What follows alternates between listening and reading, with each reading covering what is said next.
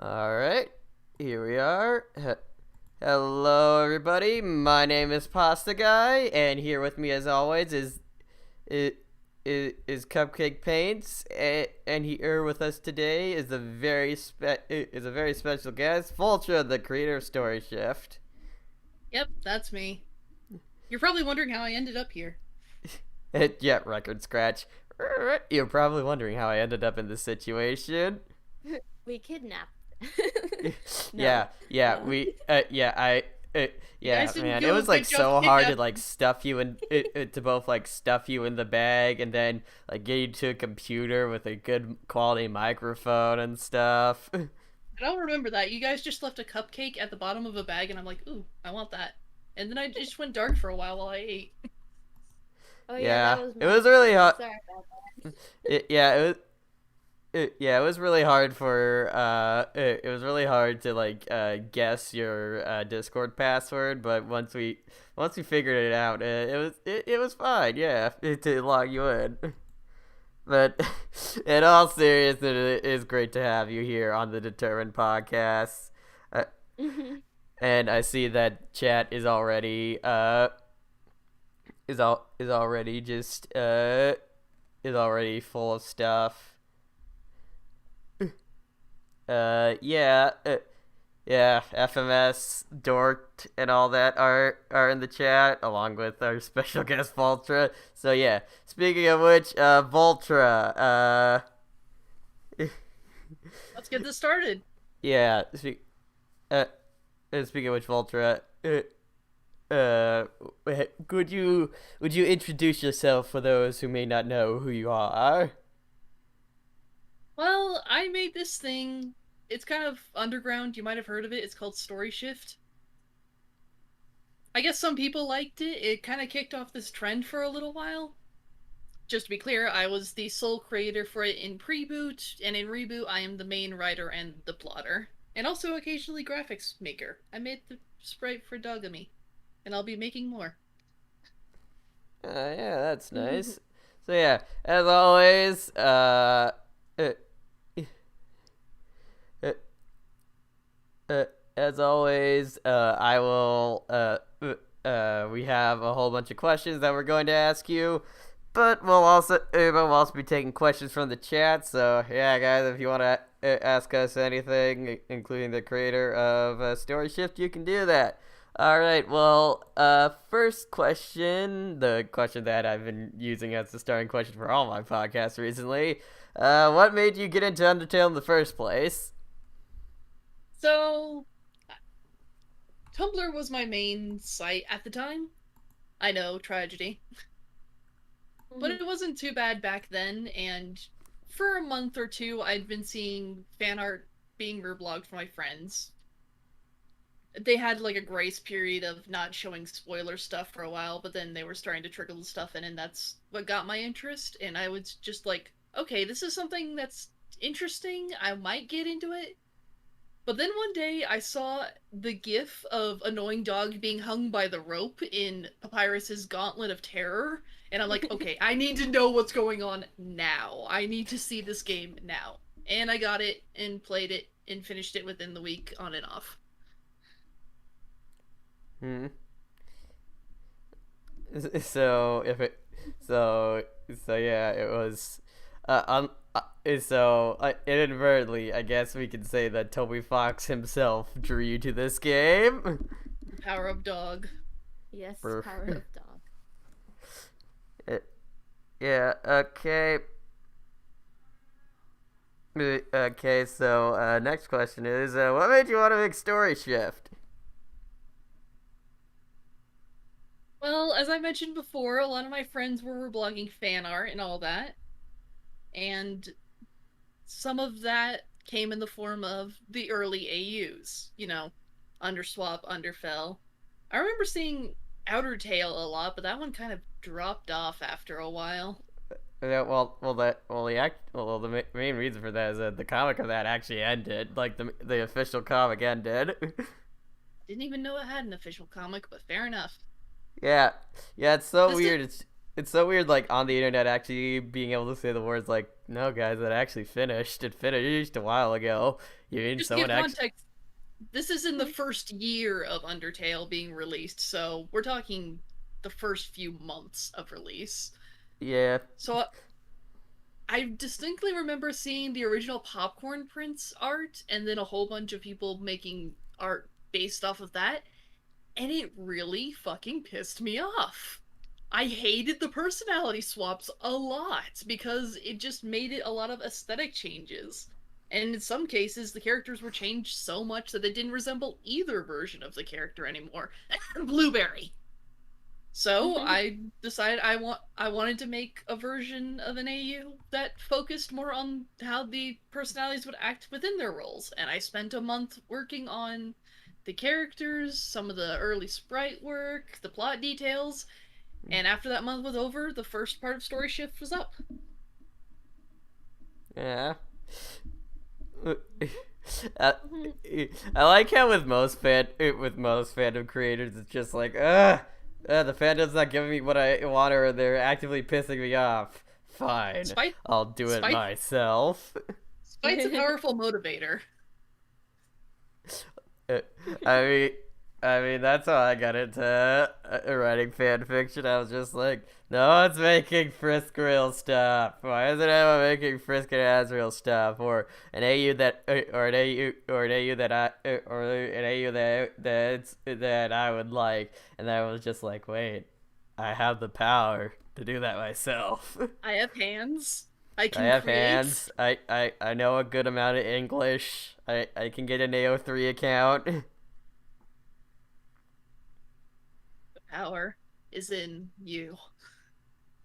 Yeah. Power all along. I mean, that's basically what it boils down to. There are some influences that I've talked about before, which is Princess Tutu's a big one, which is an anime that you should all watch. It is a good one. That's one of the classic anime I haven't watched.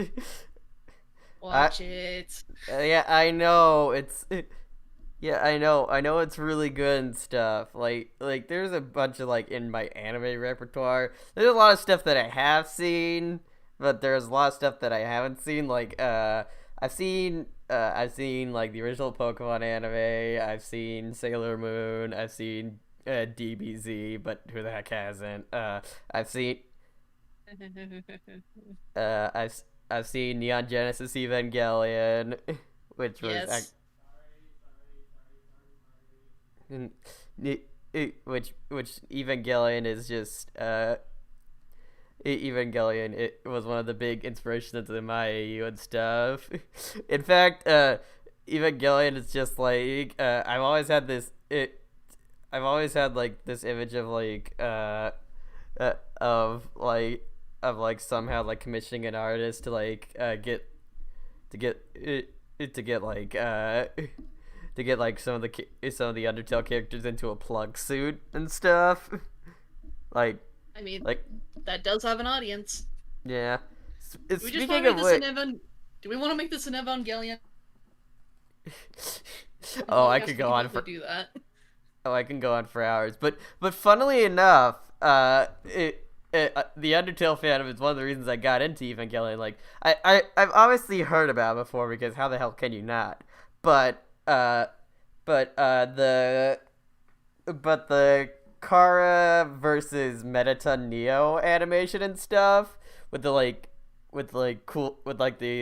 use of him basically having an AT field throughout the fight, but and I'm just like, oh yeah, that's so cool. I'm gonna go watch Evangelion now. and yeah, I really like Evangelion. I mean, there is problems with it, don't get me wrong, but I still really like it. But yeah, also yeah. Well, before we turn this into basically me gushing about Evangelion the whole time, Shinji Ikari is an underrated protagonist. Yeah, he's not a pussy, guys. If you actually look at what at his progression, he isn't all like run away and shit. That's only like the first couple episodes, or when He's a civilian forced into a military role. Of course he's gonna be freaking out. or later on in the show, it's when like his friends start disappearing, and when his maybe boyfriend / crush frickin' dies right in front of him. But the Evangelion podcast, I'm enjoying it. Don't get me wrong, lol. Okay, Dr. Dizzy Spinner, we get it. Yeah, all right. Anyway, speaking of which, like, it just has one last little thing for Evangelion. Like, NCH Productions, the person that like made that made the like Kara versus Benetton Neo thing, and a whole bunch of other like fan animations like Azrael and all that. It like Azrael as in the Akira inspired animation stuff. I just like I'm just like I'm just like, I'd love to have them on. I would probably nerd out about Evangelion with them too. Speaking of which, my favorite angel is Zarel because that episode was awesome. Also, that part of 2.0, but not as awesome for multiple reasons. 2.0 is kind of a mess, honestly. It's a fun mess, but it's still a mess. Billy L for the win.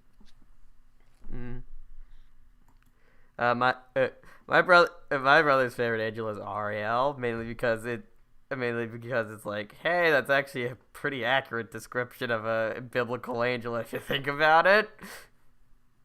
Also, the whole scene where Ray just freaking yeets the Lance of Longinus up into space.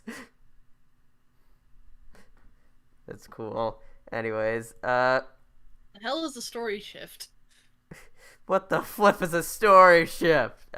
Okay, so let's get into some actual story shift questions. Okay. So this is a question that Dorked asked, but also I was going to ask in a bit. But what made you make Story Shift into a Sprite comic in the first place? Well, the boring answer is regular comics are very draining to make. So something that's a little less intense when it comes to creating new assets with each section would be ideal. But I also liked the idea of something that's kind of like the game, looking like the game, but the more you go on, the more obvious that the changes have happened. That's kind of the whole philosophy behind Story Shift besides the spite. Things start out kind of like Undertale, but the more and more you go on, the more you realize, oh, this is nothing like Undertale. Yeah. I mean... alright. Sprite, yeah, it's land kind in the chat, and Sprite codes can reuse assets in the chat. Such, I mean, they are a lot easier to make. Extent. They are a lot easier to make than actual comics as. I would strongly disagree with that. There's still a lot of custom assets you need to make. It's just that you don't have to remake every single thing for every single comic. Yeah. As someone who cannot draw to save their life, I have no idea how hard a comic actually is. But considering considering how a lot of people, how a lot of web comic creators just like end up just saying like flip it and stuff, I believe they're pretty taxing. But yeah, anyways, just because you can reuse assets doesn't make them lazy to produce. I mean, yeah, that's it. I mean, yeah, I was never insinuating that. It just like on the surface it seems easier. That's deceptively easy, and which is why a lot of Sprite comics that came afterwards kind of crash and burn. A lot of people didn't realize how much effort needed to be put in up front, and just kind of So wait, overwhelmed them. they were just like, so wait, to make unique designs, to make unique designs and stuff, I have to make unique assets. Yes, but I just thought I could draw over the, draw over stuff. No, if you want actually unique accents, you need it. You say that, but Preboot Story Shift was literally just drawing over screenshots. we we can get into that later. But speaking of which, getting some interesting questions in the chat. Where did you find the Tevin Daniels asks? Where did you find the inspiration for the Dreamer sibling designs?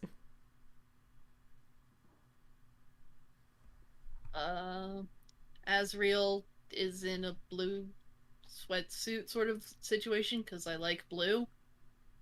He has a lot of rainbow accents in his final battle, so I gave him a rainbow bandana because I like bandanas as well.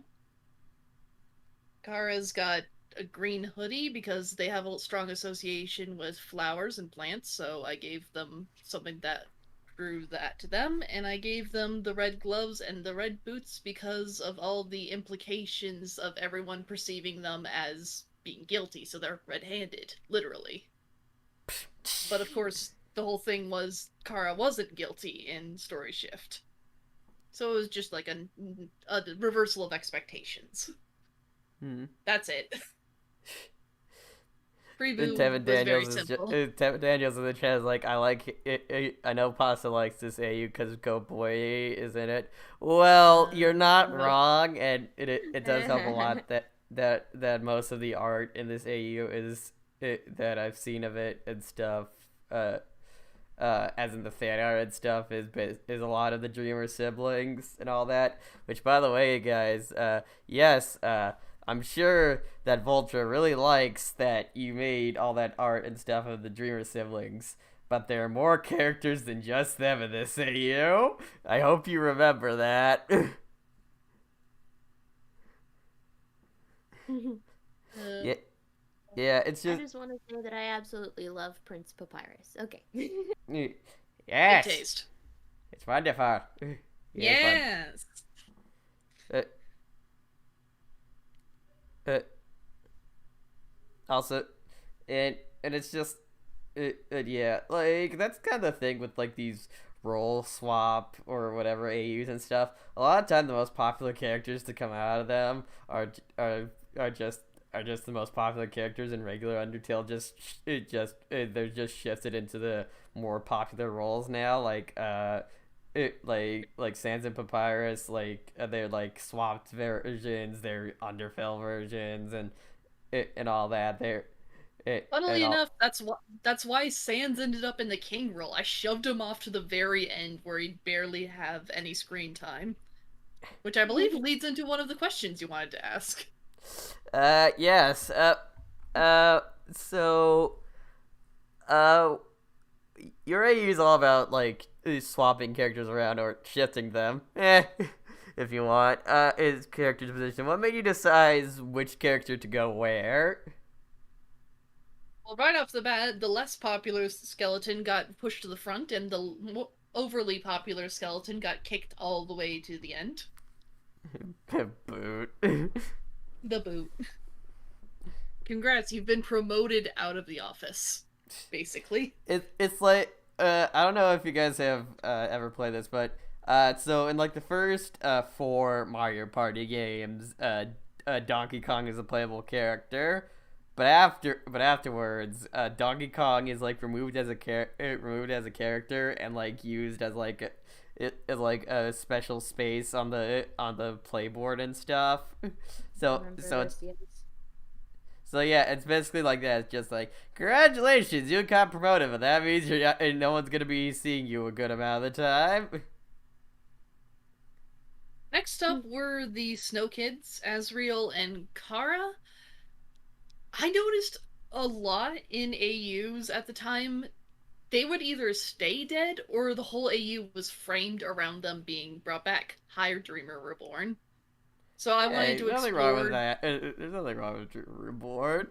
Not saying there's anything wrong, but I am saying that it's kind of weird that no one else really played with the idea of them just being around without having to recreate their whole backstory.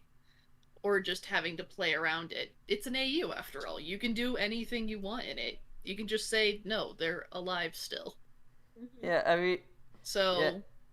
going off of the narrator Kara theory, which is basically canon in my eyes, Yeah, I noticed yeah. that I don't know Kara... why people are.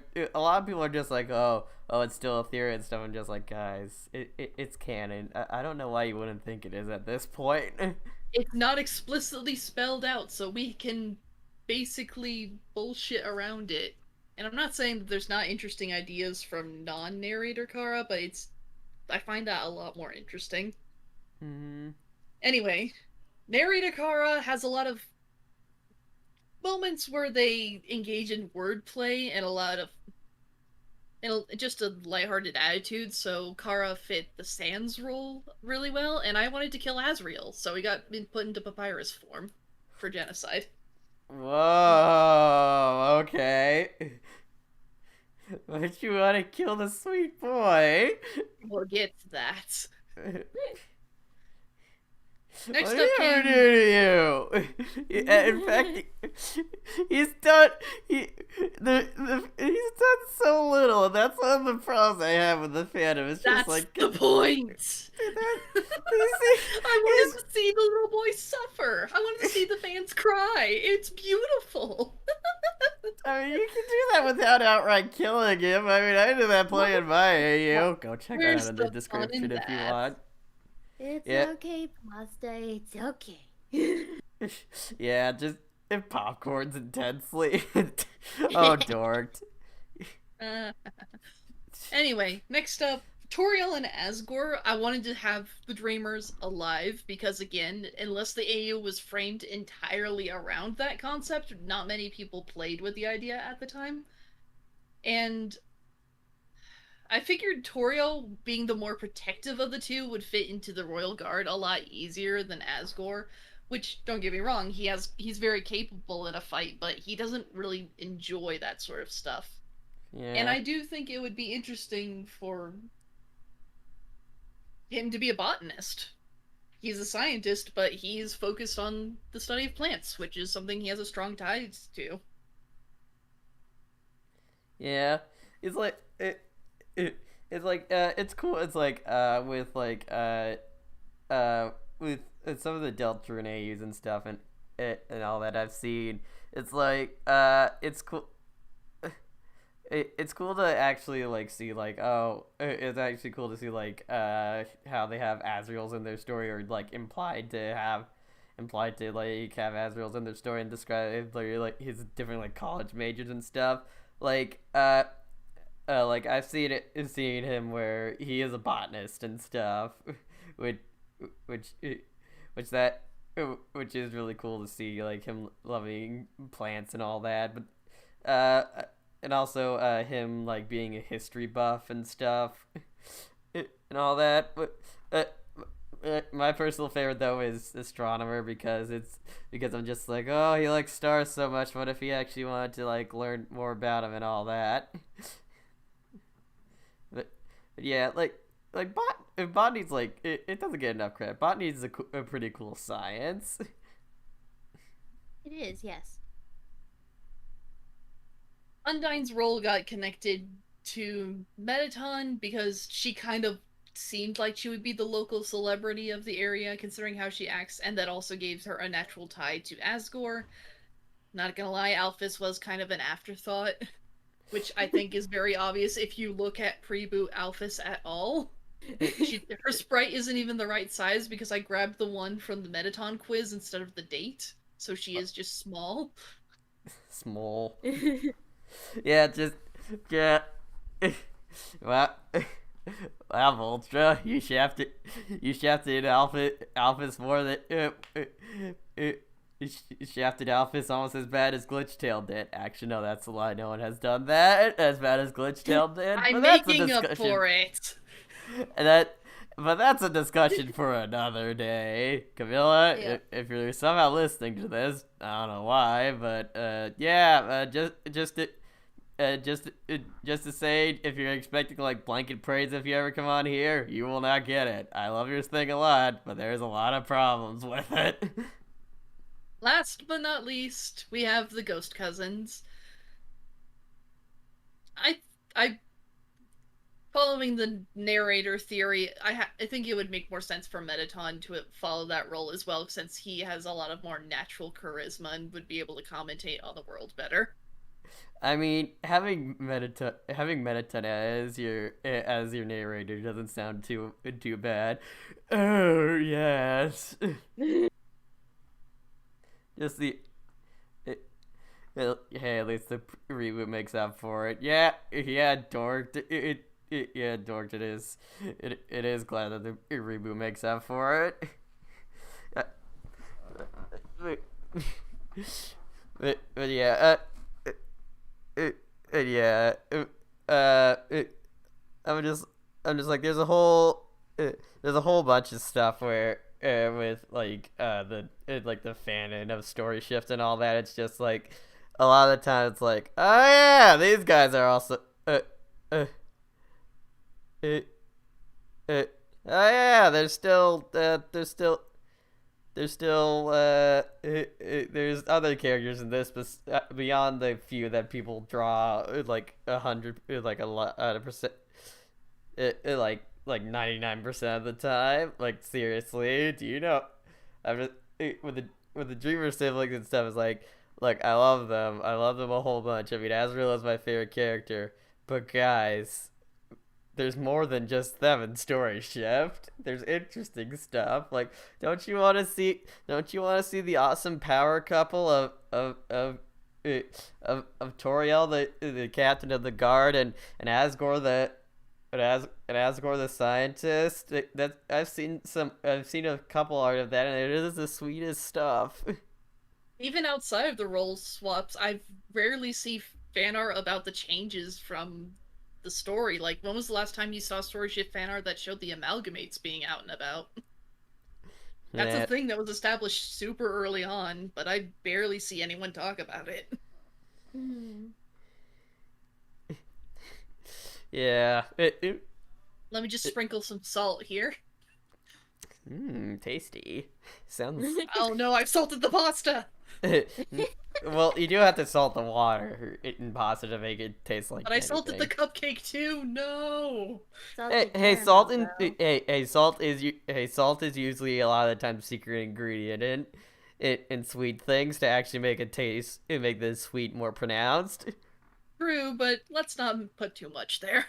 Yeah, especially on top of it. Like, we don't want to actively like salt the cupcake like on top of it. People are gonna think it's all nice and sugar coated, but then they're just gonna get a whole bunch of salt on it. And don't forget the wasabi center that you think is gonna be mint. Wait, no, I've never heard of that. What the heck that came from? Where the heck did that came from? I've seen a lot of evil videos on the internet. I mean, I've heard about a lot of like interesting pranks. Like, this didn't come from the internet. This came from one of my friends and stuff. Her name's Caitlin. She's really great and stuff. I've known her since middle school. She's like one of my best friends. But what I'm about to describe to you is just plain evil. Okay, so for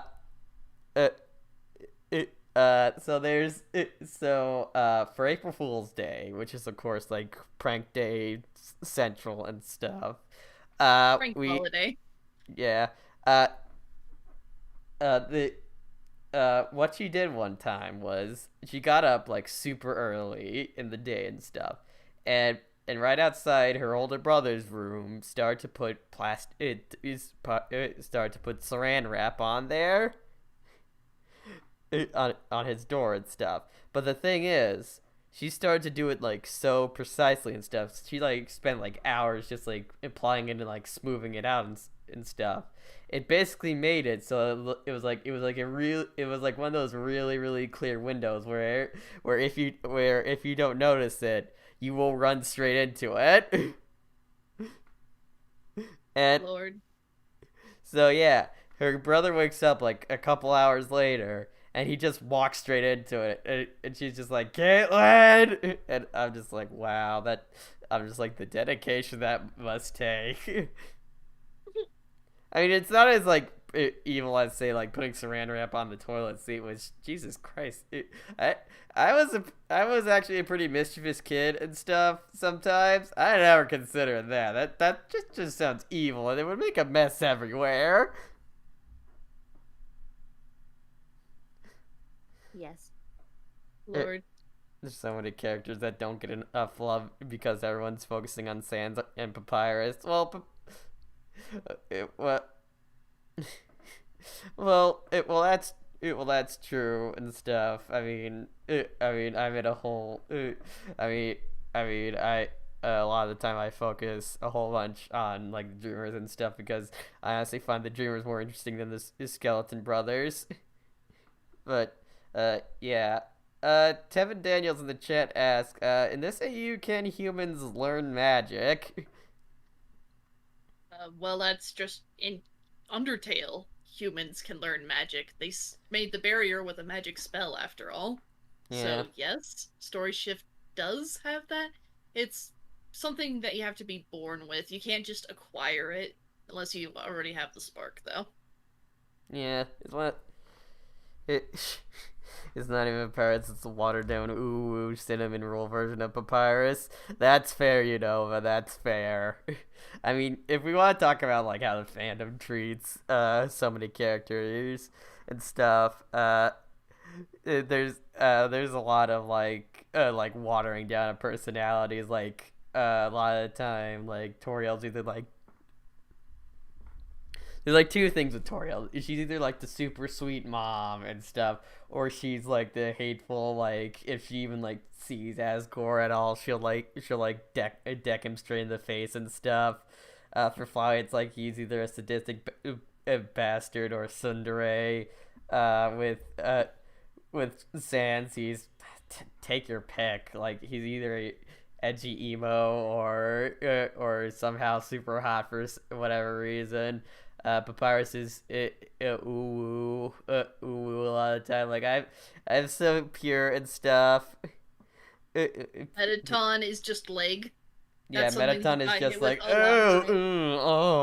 that's basically can describe his personality. If he's even in there at all, like a lot of the time people just freaking forget him. They're in Asbluke again, like a lot of people just forget that he's even there, and even if he is, it's just like he's just like, oh, I'm so sad and depressed. That's my little character trait. Undone,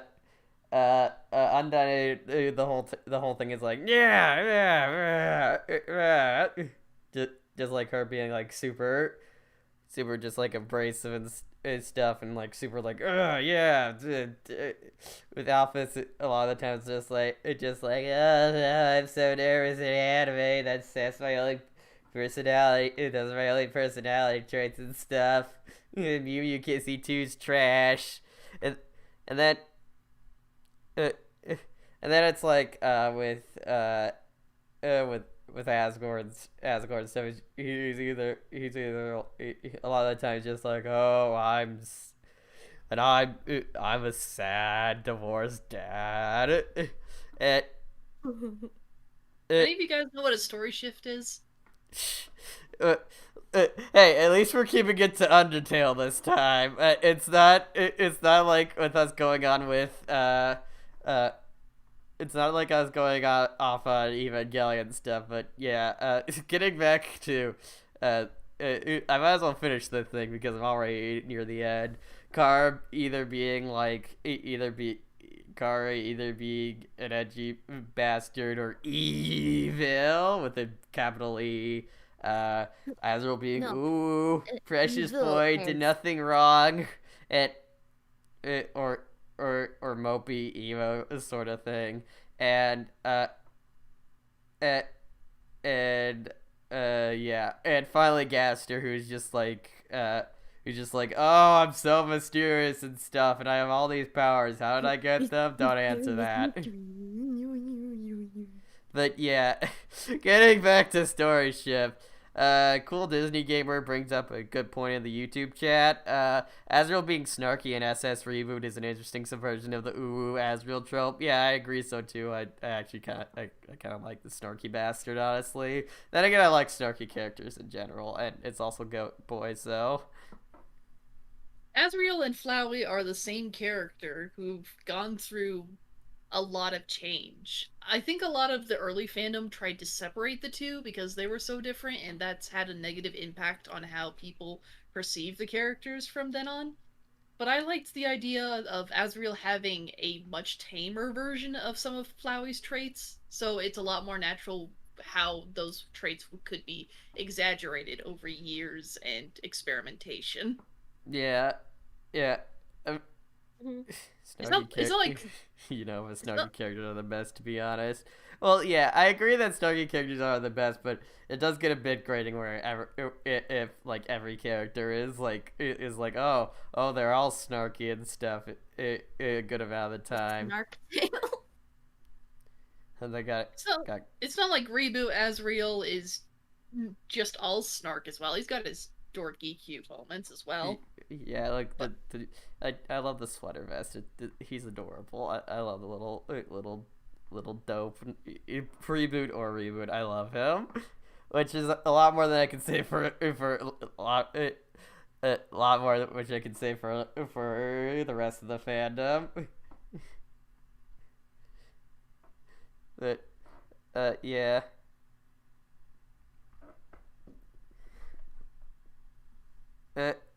Yeah, I like how there's like a conversation about Glitchtail and stuff in chat. Guys, we'll get to that. This is story shift time. Come on, there's plenty of interesting Maybe stop stuff bringing up Glitchtail so much, nerd. Look, I'm sorry. Like, it's okay. This is gonna be a weird statement considering that Glitchtail,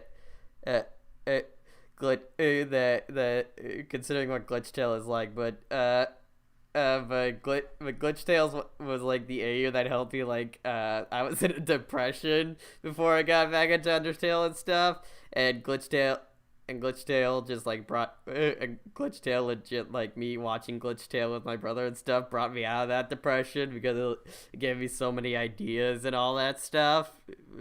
But yeah, and also, you know, it's okay.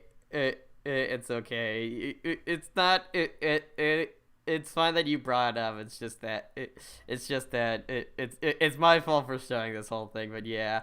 Anyways, so yeah. Getting back on point. Shifted asked, what misconception about Storyshift do you hate the most? Oh, we're getting even more sullen here. Okay, just a general one. People ignoring the plot. A lot of people just like to write it off as a reskin. Don't get me wrong, there's a lot of qualities that could have been changed more, but the plot ain't the same. It's never been the same, and the big part of the reason why the reboot was there is so the changes are a lot more natural when they come in.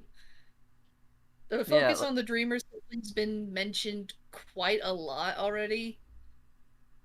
But also the focus on the genocide fight specifically, which is so far away from happening that nobody has a rough idea of what's even going to happen, so any sort of fan art that's based on that is just guesses upon guesses. So they're probably going to be disappointed when it comes out, because it's not what they expect.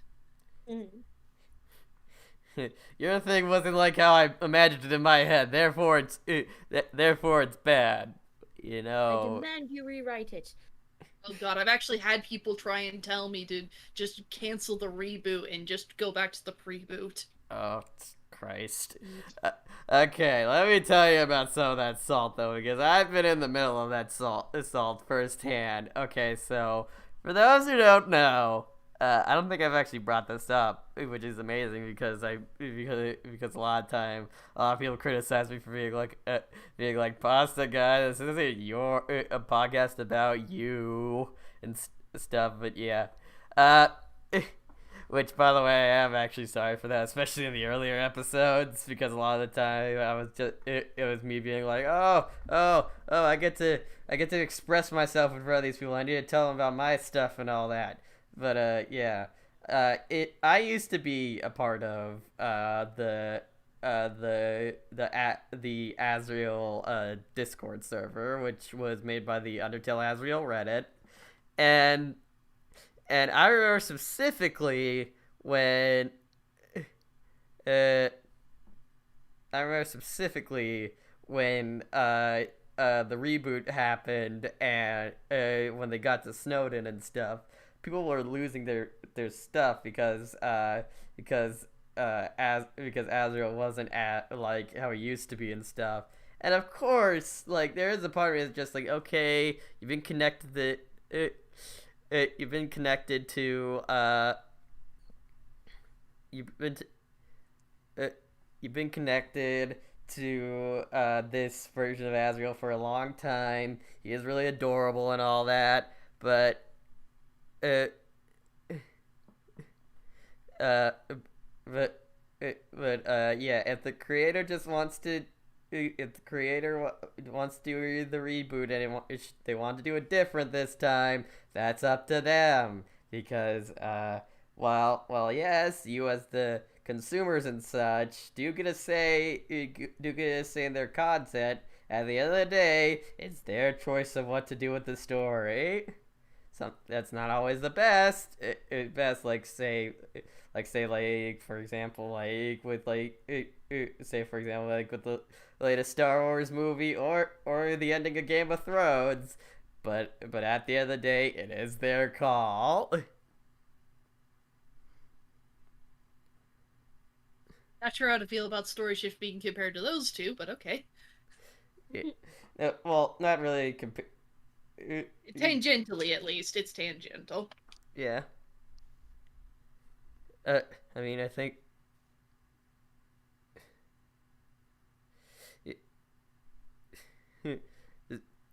Does Mira?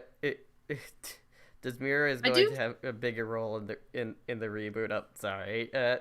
It's go ahead. What you were going to say? Then we'll get to that question. I do think that a lot of people's fascination with Kara and Asriel has been diluted by a lot of fan works that focus specifically on their cute sides instead of just them as a whole character. Because one of Asriel's key personality traits in the pre-boot specifically was that he'd throw a tantrum at the moment things didn't go his way. He threw a fit at the beginning of Snowden, he threw a fit at the very end of Snowden. His fight is basically him throwing a tantrum at Frisk. Yeah. But after the date, he mellows out, and I feel like a lot of people just hyper-focus on that because that's the part that appeals to them instead of just seeing the character as a whole. Yeah, I mean, don't get me wrong. I love the Goat Boy being cute and all that. I mean, who doesn't? He precious. I love him, but it is kind of a problem though with it being with it being like people like overly fixating on like one aspect of their personality and stuff. And guys, you have to remember a bit. Asriel like both in Storyshift and in the original continuity, Asriel, there is an inclination for Asriel to act a little bit like a spoiled brat because, well, quite frankly, he's like a prince and stuff. He's not used to. He's not. He was never a prince in Storyshift, but he was a single child with Toriel as his mom, which, as we know, Toriel's very doting. So yeah, basically, guys, there is an inclination for him to be absolutely for him to be spoiled and all that. I mean, he's not gonna be like an outright dick and stuff because, well, outright dick because, well, one, monsters usually aren't that, and two, I think Toriel and Asgore's parenting, while flawed in a lot of ways, it does still have a lot of upsides to it. One of them being humbleness. I mean, instead of living in a palace and stuff, they live in a nice house a lot of the time in the actual canon story and all that. But yeah, there is an inclination for Asriel to be, well, a little actually childish, you know, him actually being a kid and not some saintly goat. Saintly goat. Praise be to the Lord, the Saint Azrael. Wait, that's an angel of death in a lot of stuff. So Azazel. Zazel. The scapegoat. Anyway. The question was if Mira's going to have more of a role in the reboot. I believe before we got off onto this again. Mm-hmm. Well, she's going to have as much role as she was in the pre-boot, but pre-boot stopped before we got the chance to really explore that side. So she is going to have a big part, but we haven't gotten to that in either form. Yeah. She is, after all, very key to the plot.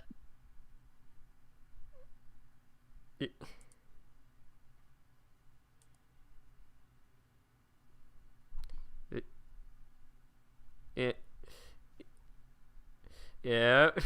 FMS pasta would be like buffering. Well, my internet connection probably isn't the best, but also it could just be like, not gonna lie, before it is me just stumbling over my words because you think that I'd actually be better at this, and for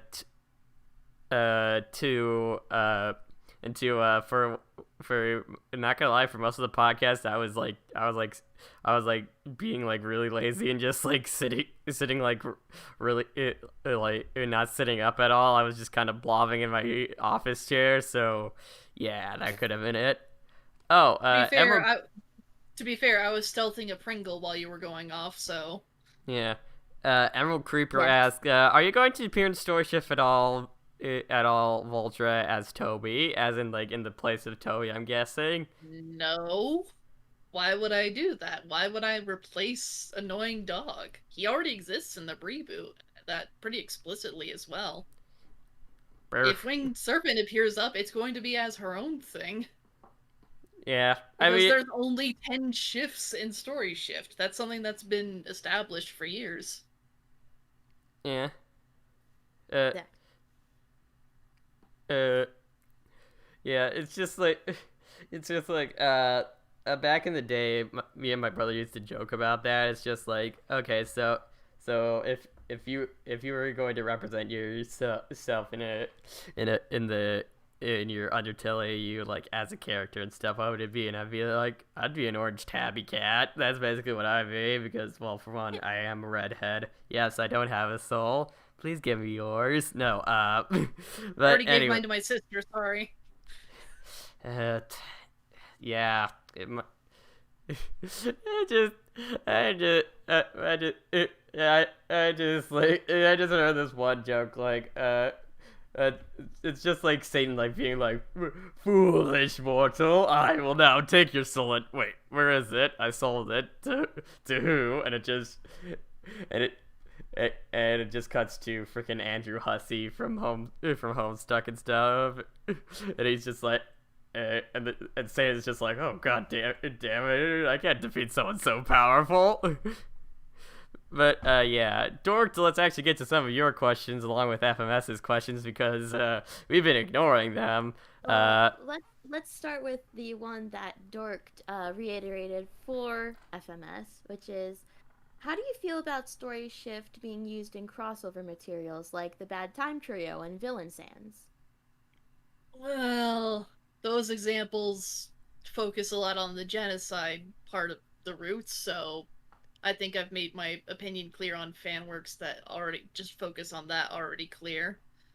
It does add some new elements of the characters being able to interact, but it's not my thing at all, and honestly, it falls very contrary to the actual Storyshift genocide plans, so a lot of those AUs are just going to be obsolete once it's made clear what's going on. A little awkward, admittedly.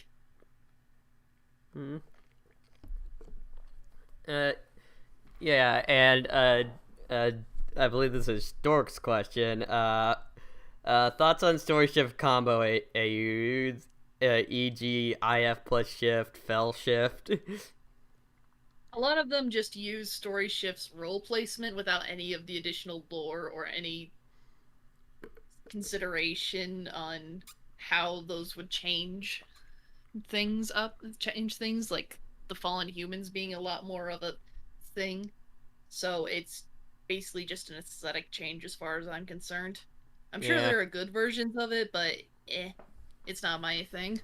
Yeah, it's not my thing either. I'm just like, when you get into like combo AUs and stuff, I'm just like, guys, we're going There too deep. No, there can be good ideas there, but a lot of the ones I've seen have been very basic and haven't gone far enough. Yeah, yeah, like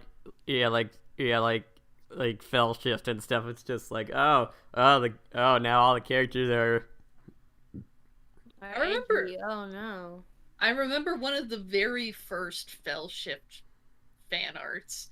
It I remember Kara having this huge muzzle over their mouth, and it was said that they were being kept under guard because the monsters just didn't trust a human, and that was honestly kind of a neat idea. I liked that, and it's kind of a shame that kind of just fell off the wayside and they just went with Red Hoodie. Hmm. In FMF videos like insert story swap color here. Oh yeah, that fan game and stuff with like the Azrael genocide fight and stuff. I'm just like that was that, I'm not gonna lie, I like that. But yeah, okay. Okay, well, Unova asked, what was the hardest character to write for in Story Shift? What was the easiest character to write for in Story Shift, or to write for it in Story Shift? I'm not meaning anything by that. I just think it's kind of funny to call out, which everyone is fine to do that. I mean, if you go look at my at the stuff that I quote unquote actually published on AO3, there are plenty of mistakes there, I'm sure of it. But yeah, so yeah, to reiterate, what was the hardest character to write for Story Shift, and what was the easiest to write for? Well, Papyrus is the easiest one. He has a mindset that's very easy for me to slip into. And he's just a fun character to write all around. Yeah, it is. I can't really think of a specific character that's hard to write, but I can definitely think of times where it's hard to write, just in period. Just bleh, wording. Yeah. Characters that are just hard. Times where writing is difficult. And characters are obviously a big part of Story Shift. All right. All right. I've seen in the chat. We got a bot in the Twitch chat talking about like, do you want a whole bunch of followers? Just click this link to that's totally not malware infested site. So yeah, I'm gonna delete kill. I really need to get mods for this chat so I don't have to do this all myself. Make me a mod, Pasta, please. Well, let her kill. Let her kill. Okay. She craves violence. Yeah. All right. You flipping bot. You're getting banned. Heck yeah. All right. We did it. All right. So anyway. Getting back on topic. The Game Shark asked, I don't mean to be that guy, but will there ever be a Story Shift fan game? Probably Congrats not. on being that guy. If there's a fan game, it's probably one that I'm not going to be helming. I'll definitely enjoy helping out, but I just want to be done with the story that I've been trying to write for almost 5 more years. Yeah. Like, there's pacifist, all the neutral stuff, genocide, post-pacifist. There's a lot of stuff I still need to get to. Right. And then there's just stuff that I want to do, like a Shift in Fate being rebooted, because that just kind of stopped being a thing after the reboot happened. But once the plot is made more clear with Storyshift, we can start talking about how that works out. Mm. But Dork, hi Dork. Hey, nerd. Alright. Speaking of Dorked, Dorked asked if someone genuinely wanted to make a combo AU that respects Storyshift's lore, would they need to ask permission, or is credit enough? Credit and link back is more than enough. If they want to ask questions just for clarification, I'm fine with that. Just for clarification on the Storyshift side, that is. I'm not going to try and write the AU for them. That's just kind of awkward. Yeah, also I hope if like the fan work is good enough, someone will be like someone will actually be be like kind enough to be like, hey, check this out. Like just link it to you and stuff. And so yeah, Dork is not a dork club where you at though. It is not at a dork club where you at. Dork is most likely at home, I would imagine. You can be a dork at home. I'm that every day. You can dork if you want to. You can leave your friends behind. The best that you can be. Pokemon Johto. sorry, that just gave me a similar vibe. But yeah, now that it actually got to a whole bunch of questions in the chat. Oh wait, there is one more. Sorry that I almost completely missed out of it. But Unova asked after Story Shift, do you have any plans for any fan works, or would you move on to original stuff? I'd like to do stuff that can get me paid, and other fun stuff, please. Shift and Fate is probably the only Undertale thing I'm just going to commit to now.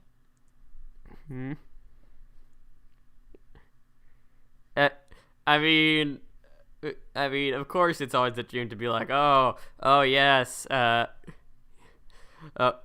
yes, oh yeah, we would love to get paid for just talking about the nerdy like the fan fiction and the like talking about like the video game we like and stuff.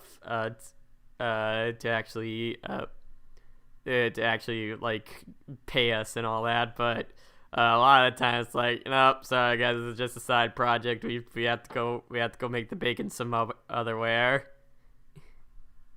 Some otherwhere, yes, somewhere else. That's what I meant to say. Words. I can English very good. He used up all his English rambling earlier. He's now out.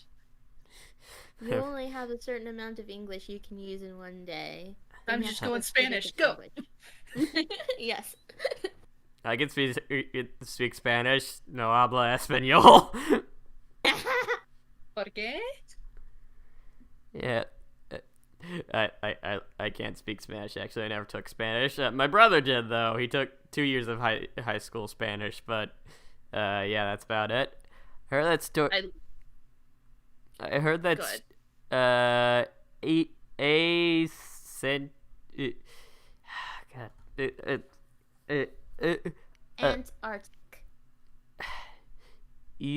Sent Arctic asked in the YouTube chat, I heard that Story Shift was actually going to contain multiple AU/stories, like 10 of them before the reboot. Where were the ideas for the other? What were the other ideas for the other 9 stories? So I did find the list of the shifts for all of those other stories. But besides some vague details here and there and some of Shift 2, there was nothing solid about them besides that.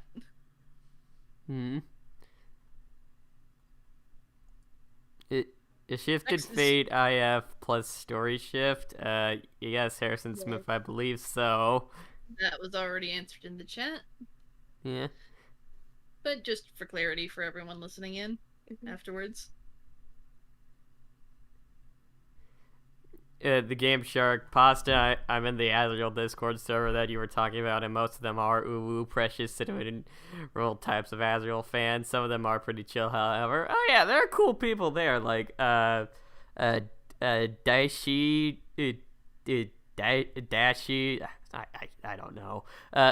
He's the person who actually he's also a part of the Fanfic Paradise server, and he was the one who actually linked me to that originally, which is really great. Met a lot of people there, like a lot of my friends like Colburn, Zodiac, and Bad Dreams and stuff. A whole bunch of people that I just hang out with regularly.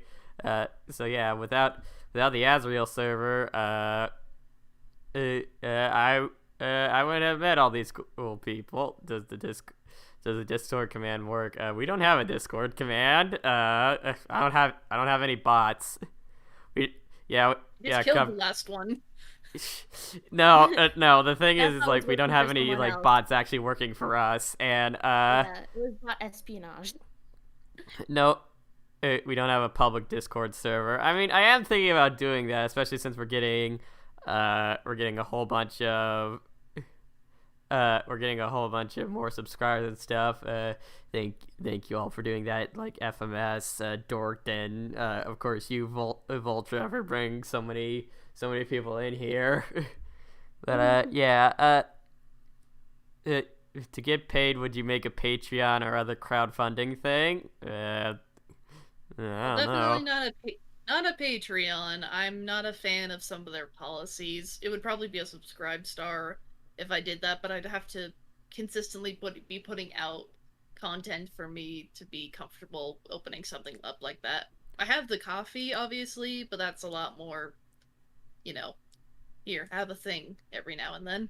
Speaking of which, if you would like to We'll give support them Voltra directly, Oh boy. please go send them a couple bucks on coffee if you can.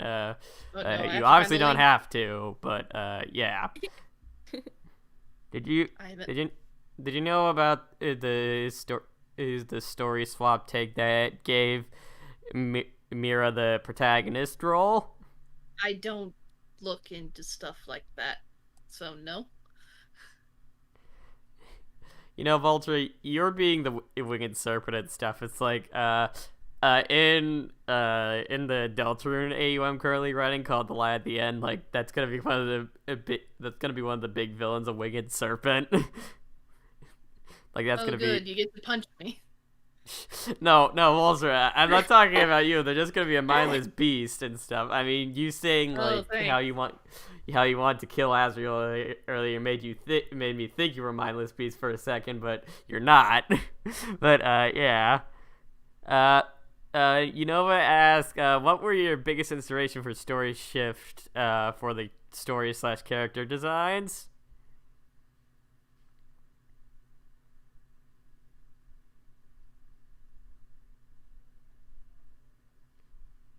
Vault. I was busy looking for the link. Um, well, let's see. Prince of Papyrus, as very well established in Undertale, he's someone who takes his position, or at least the position he wants to be in, very seriously. So it made sense for him to continue to wear the traditional purple. That's a very regal color, and he is royalty after all, so he would stay like that. Let's see. Alphys was an afterthought in the pre-boot. Reboot design is she's cosplaying, but I can't say what she's cosplaying yet. You will see. Ah, And obviously, Reboot Papyrus just enhances those royal qualities, giving him more of a proper suit with the pauldrons and everything.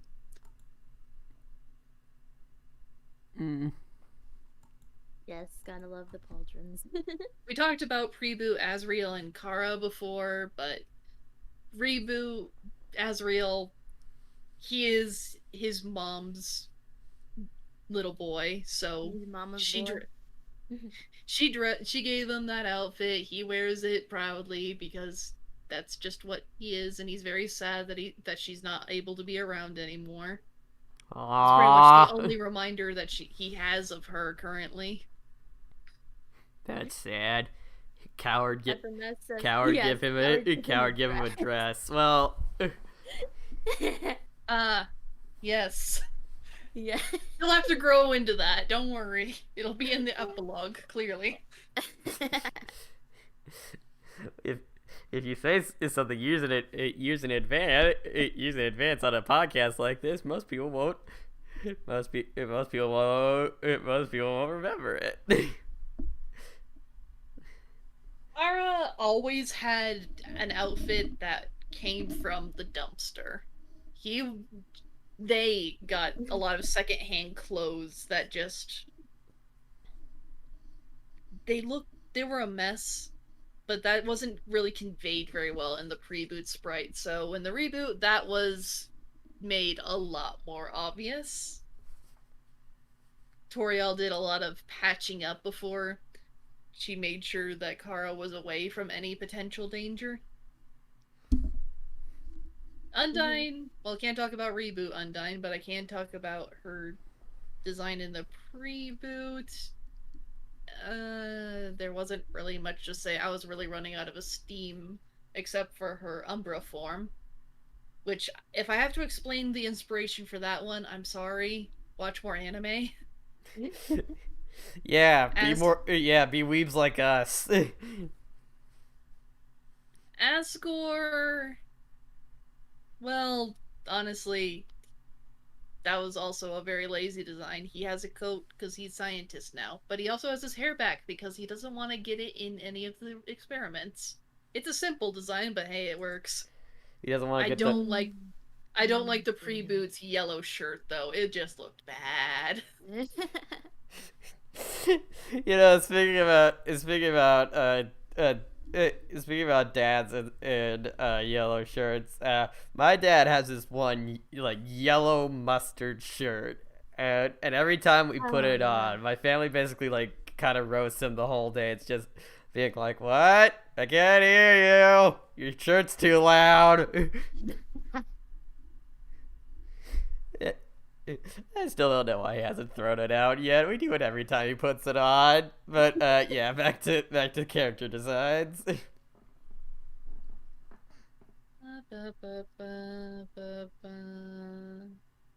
think that just leaves the ghost cousins now, which they're ghosts. They're ghosts.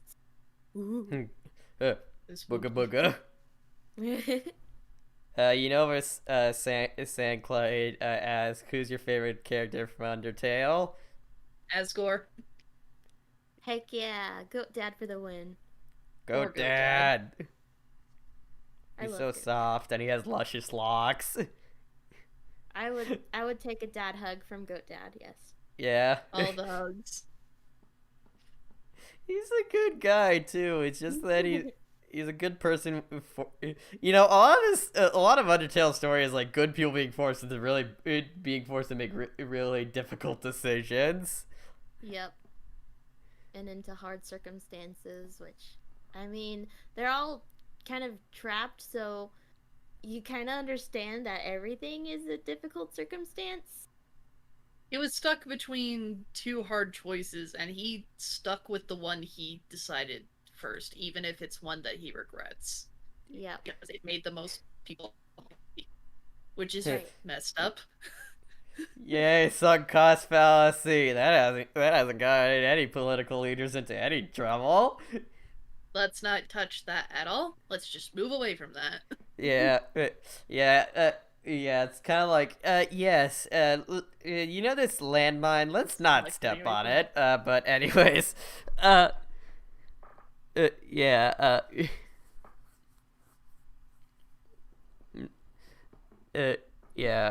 dude, I do want to make one thing clear. Metacrit always had the design where the ecto skin was going over his eye and not just letting it act like hair. That's something that's been established for years, but people love to just continually get it wrong. Either just by ignorance or just bleh.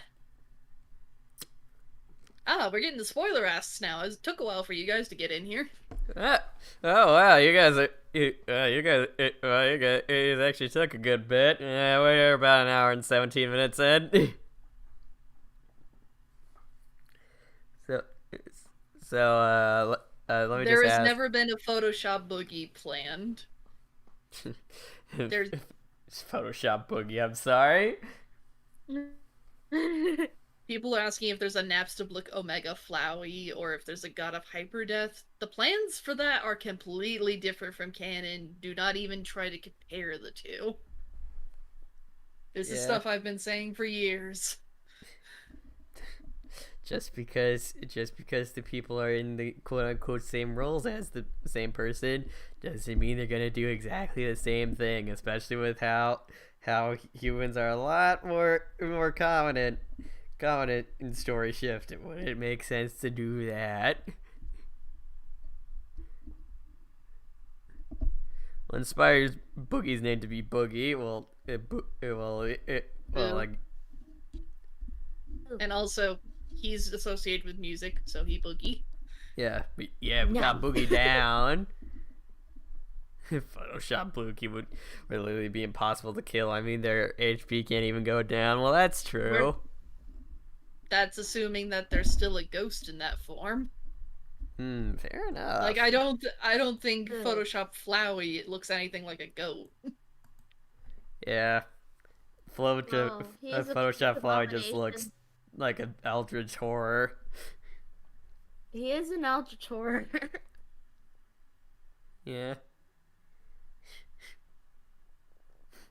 I just thought of this. It's like what people think angels look like in the Bible, what they actually look like in the Bible. And it's just like God of Hyperdeath Azrael versus Omega Flowey.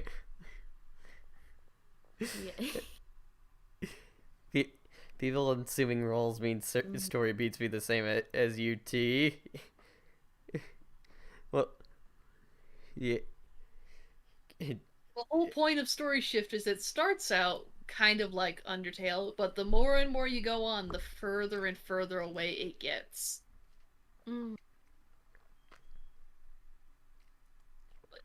Like, the big giveaway should have been that Metacrit doesn't have a species swap. He's still a ghost. He doesn't even get a robot form. But a human had to still fall down for that plot to happen. Yeah. Okay, so, yeah. Zook, I'm gonna say Zook Adam, in the Twitch chat, has an interesting question. Do you plan to continue the shift into the first world interactions after the destruction of the barrier? Maybe as like some bonus content. We'll have to see. We'll have to see when we get there. That's a while away. Yes, I know. I'm slow. I'm sorry. No, there's just me. He didn't mean to that way. He just meant that there's a lot of content which needs to get done. Yeah, you're still on Snowden. No matter what, it's gonna take a while. Fields. Yep. How do you feel when Story Shift began gaining traction? Did you get anxiety from being a prominent content creator? Oh yeah, that was one of the questions I actually wanted to ask. Thank you. You saved me the trouble.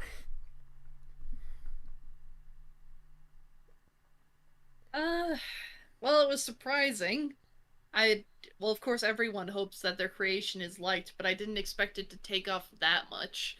Though in hindsight, probably should have seen that people would be interested in Kara and Asriel, since, as I mentioned before, most AUs tend to focus on them either already being dead like their canon counterparts, or just making the whole AU focused around their revival instead of just that being a part of the world. Yeah, I mean, like, TC96, the creator of Undertale and stuff, like, it took them, like, years to actually get to understand, like, to actually get to the point where they're just like, that's why Azrael's alive. They split their they split their soul and all that. That took like they started making comics in 2015. It took to like mid 2017 for them to get to that. And and it's like they actually show, and it wasn't like shown like firsthand. It was naturally like through the story that they actually got to that point in their comic Undertale, which is really nice. I am also guilty of being like, oh, the whole AU's around like the Dreamer siblings coming back and all that stuff. Like, there's there uh my first story in the Undertale AU I wrote, Out of the Void, called A Flower's Trial, was basically a short story about like basically understanding why how Azrael like comes back to life and all that. Uh, which if you want to go check that out, my AO3 is in the description. Needless pandering. It, but yeah. Anyways, the yeah. But after that, like the main like thing about Out of the Void, it's just the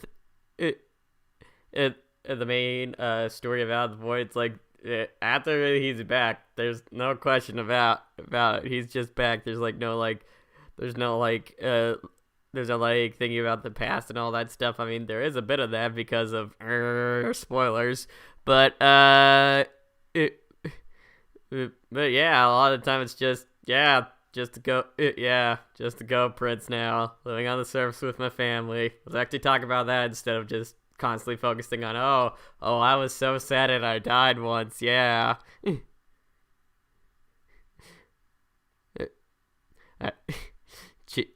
Chima and Asbel. I wanted to see Asgore's reboot design. I wanted to see Asgore's reboot design so bad. I literally dying to see him, but I'm aware that that's going to take literally years. Oof. Hope it doesn't take that long. Azrael just exists. Boom. He's vibing now. Yes, Unova. Yep. Cupcake pay. Need to make that bingo chart. Oh come on, there's gotta be more than just like memes about me on there. It's like there's gotta be some stuff. It's mostly memes about you.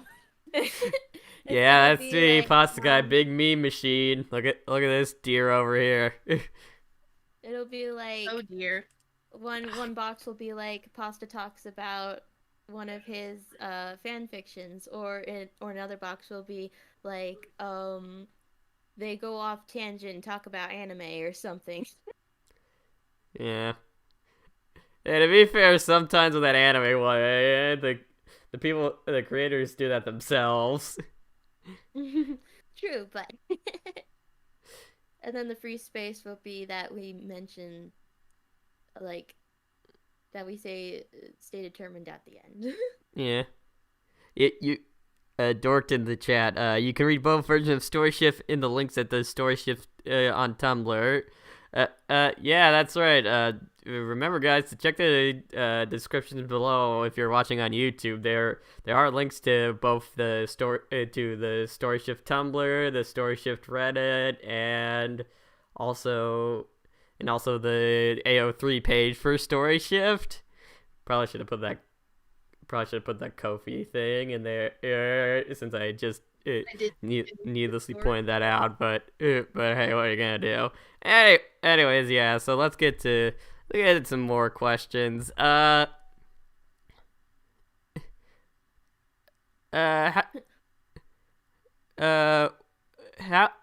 did you feel that that the Dreamer siblings were the most popular out of the characters you shifted? Hate. Wow. A lot of hate. When you focus on a whole story, but people are so focused, narrow-minded, and, well, tunnel-visioned, rather, on just a single part that's, like, not even a sixth of the story, it kind of degrades on any worth that I had on feeling about writing the rest of the story. Like, why even bother? no one cares. There was a long period of time where any sort of fan art containing those two would just throw me into a self-loathing rage. It's something I've been working on, but it's still an issue. Yeah. It's pretty disheartening, it's pretty disheartening since so much effort goes into Storyshift. I worked so hard on this next panel, this next like page for the story and stuff. But I hope I get some cool fan art for it. What's that? It's just gonna be the Dreamer siblings again. Oh, okay. Hey, look, here's an amalgamate that's actually somewhat normal. Isn't that fascinating from a lore perspective? Don't you want to speculate on that? No? You just want to see Kara throw a knife at kid with the chainsaw? That's it? That's all you're gonna do for years? Okay. Basically, guys, there's more than just these two characters. I know I keep reiterating that, but still. Considering that you guys, considering that a lot of people who read Storyshift don't even get it at this point. But yeah, the most popular role/characters of the game, it's inevitable only to be washed away by the skeletons. Yeah, that's true. The skeleton lovers. Every character deserves a spotlight. Yeah. Voltra, I just wanted to mention that in the Google Doc you have been changed from an anonymous narwhal to now an anonymous dingo. Congratulations. You are now Doggo. Very smart Doggo, too. I crave the children. Apparently. Now, if we can only get you as... No, if we can only get you as, like, an anonymous, like, snake or something, that'd be perfect. Please, make me a cobra. I wish I could be a cobra. Over. Storyshift and Undertale are my two faves since both break the mold of the standard layout of most AUs. Well, thanks, Izuka. I'm sure that Voltra really likes to hear that.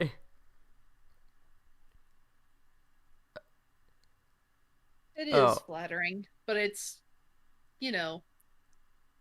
kind of hard to find people that think that when it's drowned out by so much else.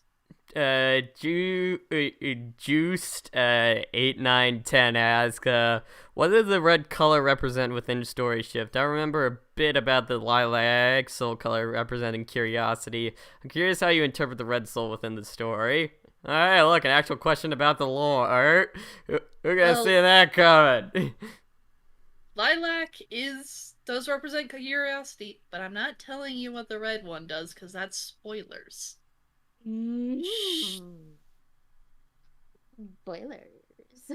Spoilers.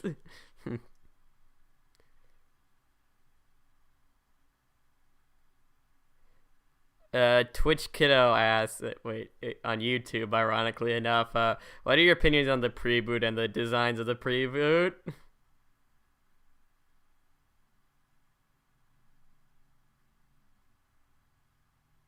If it's made people happy, then I'm willing to keep it up and let it be its own thing. But I never want to return to that version of the world again. There's just so much negative emotion tied to that time I was making it, what I was going through at the time, how much I disliked how it turned out. I don't want to talk about it. Please don't make her. No. I want to make this clear. But I'm leaving it at that. Oh, bruh Burrington. Did you just bruh? No, that's their name. I see it. But also bruh. Bruh. How do you treat Monster Anatomy? They have it. It's very much it's a case by case scenario since a lot of their monsters have insanely different physiques from one another. Like, we got a plane that's just alive and has a Toho hat on, for fuck's sake. I can't exactly say that's gonna be comparable to the goat monsters. And They're just so much different. A little tiny volcano with little like legs or whatever. It's just Yeah, and there's also that buff seahorse and all that.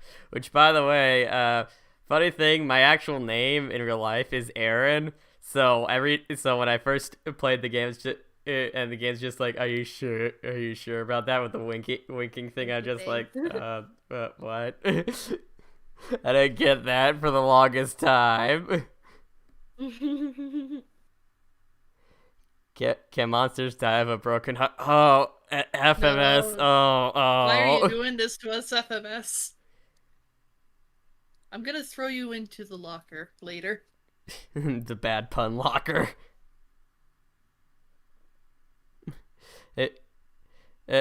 Yeah. Hey guys. That was a penguin build its house. I don't know. How does it? It glues it together. Fuck. and that's when Voltra develops teleportation powers just to smack me in the face for making such a terrible pun. Nah, it's fine. My snake's got wings. I'll just fly to you and just smack you with with it. smack. Smack you with my tail, you dang punning deer. Okay. Ask. This is kind of an interesting one. Who would own a long furry in the Storyshift cast? The long furry, Lord. what? You don't know what long furbies are? Oh no. I know what Alright, furries are. I don't know what long furries are. I'm just gonna They're spam you with furbies, pictures but of long long. Furby now. Oh. Pasta, you can't escape this. Well, furbies are inherently very cursed. So, who would actually... I think Papyrus would have one, but he'd love it unironically. You just Yeah. think that it's neat. And he doesn't understand. Meanwhile, why the people freak description is out. just like it stares at you. It stares at you. It just keeps staring. Why doesn't it stop staring? It twitches oddly. You think it might be There's no alive? batteries. You sure hope it's not.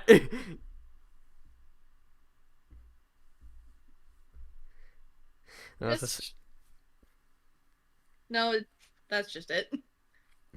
The most annoying thing ever is that people think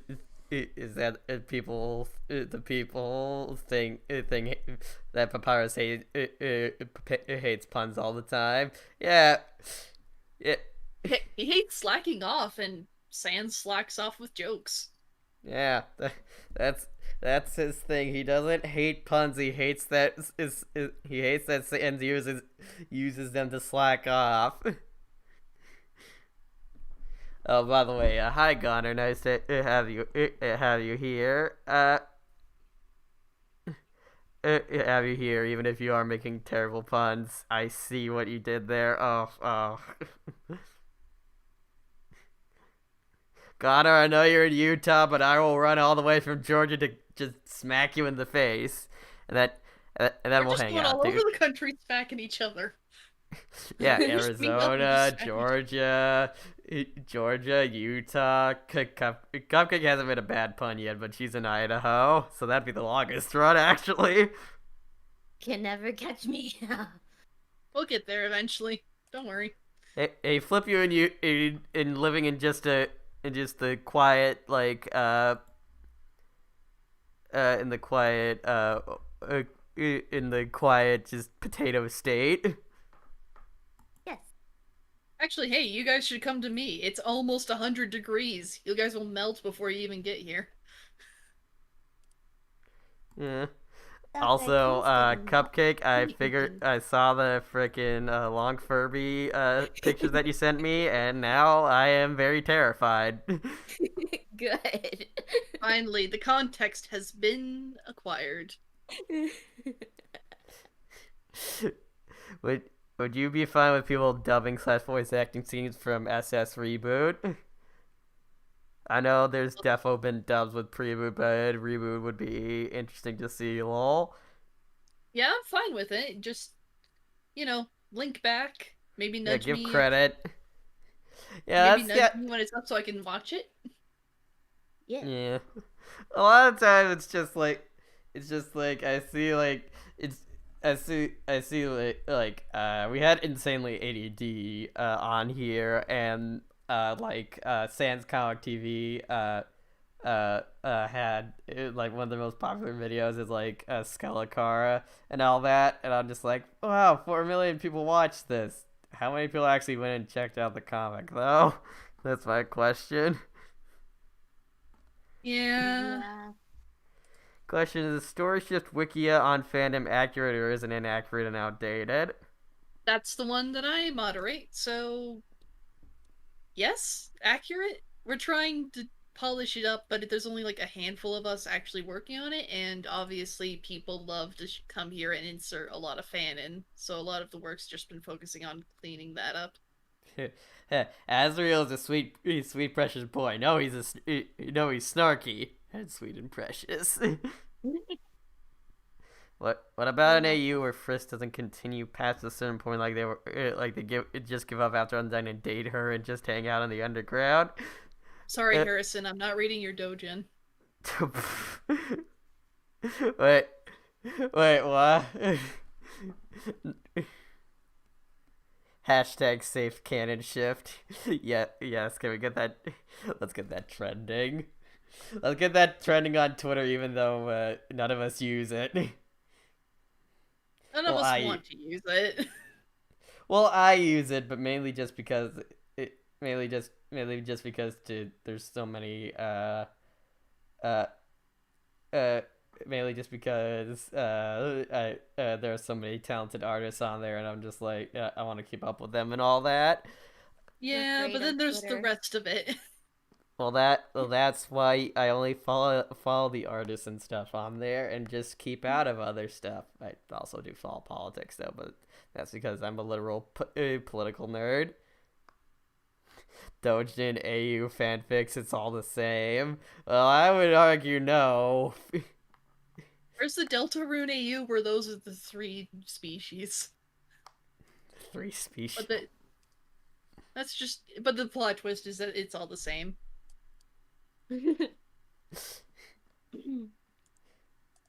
A human, a light near, a fanfic. Wait, what? Hold on. Sorry, that was a misread. I meant Doujin. No, wait, Darkener. There we go. Okay. Yeah. I mean, depending on what you think of Deltarune, Raleigh could just be a fanfic version of the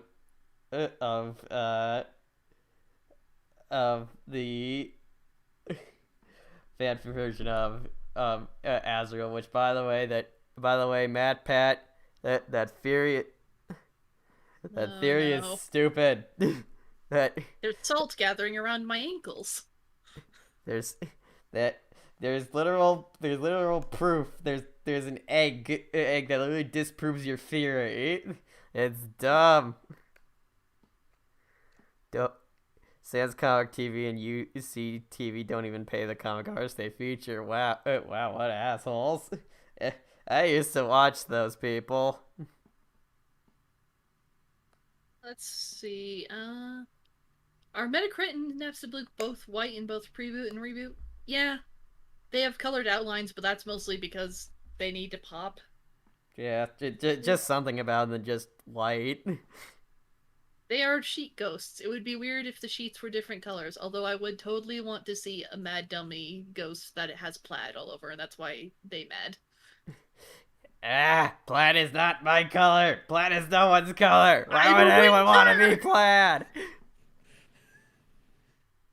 Meanwhile, the lumberjacks and the dads are just like, I thought plaid was cool. I wish I had some plaid.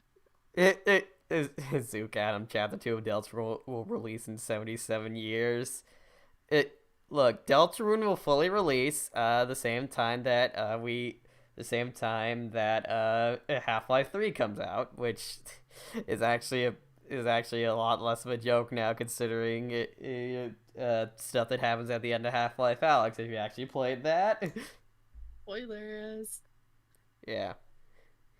Yeah, I'm not saying what happens, but Half-Life 3 is gonna be a lot more interesting now. Plaid dummy. Thoughts on people making comic/sprite comic adaptations of reboot scenes? I'm perfectly fine. In fact, there was one that came fairly recently that I shared on the subreddit. Pretty fun seeing people reinterpret it. Let's see. What's another question that I see around here? Someone was asking if Mad Mew Mew had plans in Storyshift. Yes, and that's all I'm saying. Keeping us on the hook, are we? Okay, here's a question. Are the Blukes and Mad W related? If so, make me wonder what's up with them. No, No, they're I not. didn't. Not in Storyshift. I didn't like the idea of all of the same species being interrelated, so Mad Dummy related to the Ruins Dummy, Naps the Blook related to Metacrit. There's no connection between the two of them. Mm-hmm. I'm the one who told you about the misconceptions of sand designs on the official wiki on Twitter. I recognize your name, don't worry. Yeah, she knows who you are. She does not know where you live though, so you're still safe. I'll work on it. Hacking in progress. Okay. How about I actually look at the official list of questions since we've been bouncing all over. We have an official list of questions? Yeah, you're anonymous llama in it right now. I'm the llama, yes. Hell I just watched and the first you group just you're still a dingo. So. Okay. So this is probably one of the most controversial questions I ask, considering I think you already answered this somewhat, but to get a bit more concise answer, I guess. What made you want to reboot Storyshift? I hated how the preboot turned out. I had a lot of negative feelings about it. I was self-harming at the time, and a lot of that came from the stress of how the preboot turned out. And that is why I have so many negative feelings about the preboot. Man, Voltra, you're just one of the most you're one of the most frank creators I've had on here. Like, a lot of people are just like, I just wasn't happy with it and all that. Well, you're just like, no, this is why. Why it was screwing with my mental health and just my regular health. A lot of people love to read into my words if I'm not super clear, and even sometimes when I am. So, not to mention, I have a lot of overseas fans, and I know stuff like that or figures of speech mess them up. So I try to be as frank as I can, so it can get across as clear as possible. I am doing better. Thanks, Unova. Yeah. That's Everyone give Voltra a virtual hug. She needs it. Your snakes. Yeah. Yeah, snakes. Well, yeah, snakes need hugs. That's how they warm up. They can't do it themselves. They have to wait for the sun or something warm to come close to them. Is there any lore behind why the characters switch roles in Storyshift? Kind of like how If has lore behind why this character switch roles? No. It's just an AU. That's just how it be. It's always been like this. Yeah. Not everything needs justification. If runs with the lore and has a lot of fun with it, but it's not like that. There was a popular fan comic that a lot of people thought was supposed to be like the lore behind Storyshift, but there's nothing canon about it. Sorry to burst your bubble, guys. It's just an AU. No big conspiracy about that. Asriel's totally gonna die, though. Oh. Look, people have been saying, "Oh, Asriel's not gonna die in Storyshift" for years, and I'm just like, over here, when that was part of the reason I chose him in this role, I'm like, oh dear, you guys are gonna be mad at me, so I might as well stop playing coy and just be like, yeah, no, it's happening.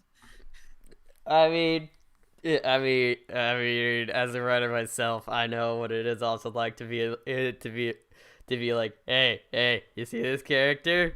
You know how you like him a lot? They're gonna go through so much pain. They're gonna develop their character in the most painful way possible. Let's go! As you'll be getting the axe. You know, it's Slankite asked a kind of mundane question. What's your favorite snack? Snacks are... There's so many good snacks out there. I do like the caramel M&Ms. Those have been a recent favorite. Those are good. Yeah. I'm just gonna constrain myself to chips. My favorite chip is sour cream and onion. I love that. Those chips. Yeah. Sour cream and onion Pringles right here. Not sponsored. Heck yeah. I wish it was. I'm more of a Lay's person, honestly. Lay's sour cream and onion is my personal favorite. That's the. Just eat this. You just eat sour cream and onion. No, Yeah. Delicious. no. See, Judy in the chat / cyclonic circuit. See this code? I'ma shank it. No. Now people are like favorite soup. People have been wanting the soup answer. I am a big fan of the tomato soup, but I'm also a good fan of the cream of chicken. I personally myself chicken dumpling soup. Oh, egg drop soup's really good too. Oh yeah. Fried wonton soup. We're talking about Chinese food now.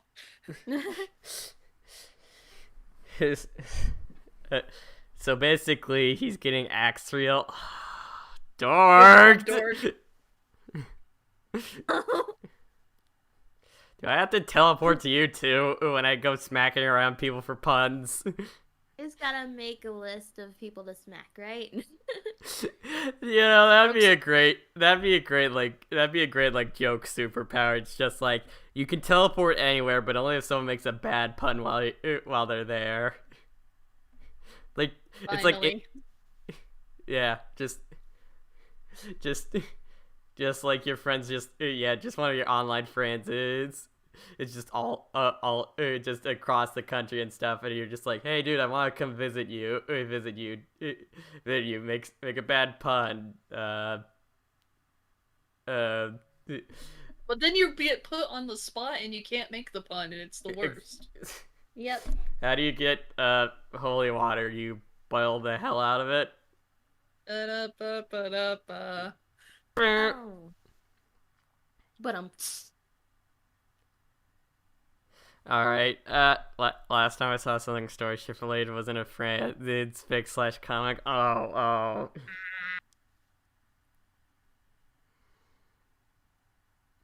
dorks. I guess it would be an appropriate punishment. Dorks.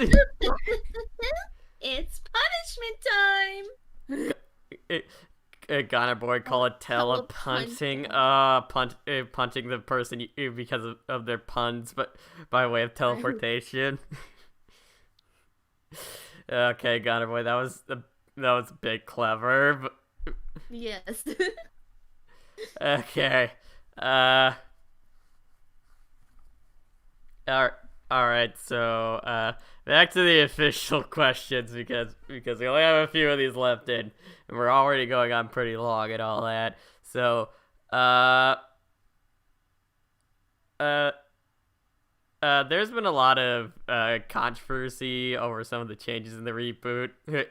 Understatement of the century. Did you expect this to happen? Obviously. People get really attached to their interpretations, even if those interpretations barely have any basis in canon anyway. Like, years after clearing it up, still seeing human Metacrits, still seeing robot Metacrits. That's not what's going to happen. It's not what happened, it's not what's going to happen, it's not what will be.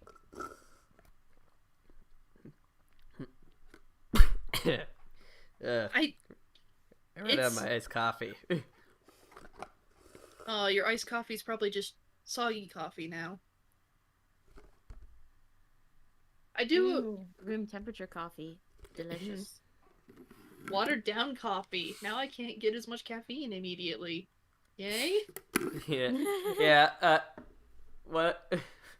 That's one of the weird things I used to do as a kid. As a kid, like when I'm saying kid, like really young, like 5 or 6. As a kid, I didn't like the bubbles in soda, so what I would do was I would leave it. I would open up the soda, leave it out for like an hour or so, and come back when it wasn't fizzy anymore. That's what I would do. I know, and I'm just and I remember my older sister being like, Aaron, that's gross, and I'm just like, no, it's not. It tastes better this way, and now I'm just like, no, that's pretty gross past me. My stomach gets really upset really easily. The bubbles would mess with it. Yeah. I don't leave it out for an hour though. That would just be a little excessive. But my brother also has the stomach troubles and stuff. It's kind of actually a theme in my family, honestly, like having stomach issues, and his stomach issues are like if he has like any amount of sugar that's like over a certain limit, he just feels sick for the rest of the day. Like he's basically a lot of the time he's basically dropped like having like outright like outright candy and stuff like over a certain amount. He's like more into like cakes and stuff now, which is perfectly fine. I mean, I do like cakes and pies and all that. Dang, I'm getting hungry. Stop it. I've been in this for too long. Now we're starting to talk about food and derailing that way. Okay, well, luckily, Game Shark has a question for us to get us back on Storyshift topic. Shifting us back to Storyshift. Yeah. That was a pity laugh. You get one clap. There we go. Reminds me of Into the Spider-Verse. I'm sorry, it was really quiet. How does Napstablook become Boogie? Because as far as I recall, in Undertale, ghosts can't die, so how would Napstablook gotten into the flower? Kind of like how Mad Dummy finds the corporeal form or something. Ghost monsters are still monsters. They can still die.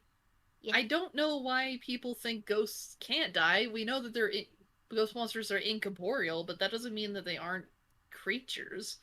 Not to mention, they aren't literal ghosts. They are monsters, so they run off of a different biology than others. Oh, I'm sorry. They're different. Like, you can smack Napstablook with a stick, but it doesn't do nothing, so... But, like, the magic missiles supposedly doing something in the Mad Dummy fight, so... Yeah. It's something that's been spelled out pretty explicitly in Preboot. They lost all hope and just crumbled to dust. Yeah. Ghost monsters can die by magic. Yeah, that's the thing. It's like just because you can't like hit him with a stick or something, I mean you can't hurt him. Right. I just imagine I'm sorry.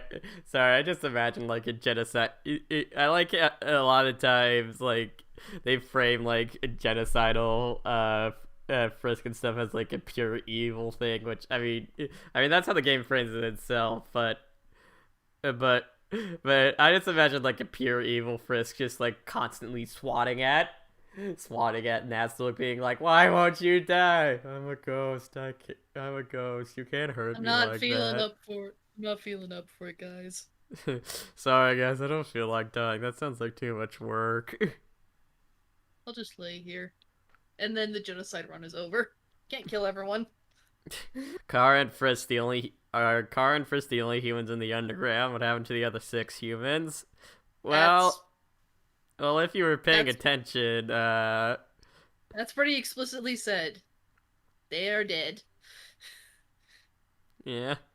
What is a French person's response to their favorite game console? We. They just Get say over! yes. That doesn't even make sense. That's What's the your wrong favorite version thing? of Yes. we.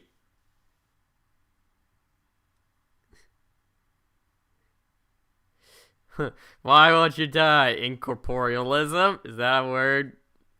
Screw it, it's a word now. Son. Thank you.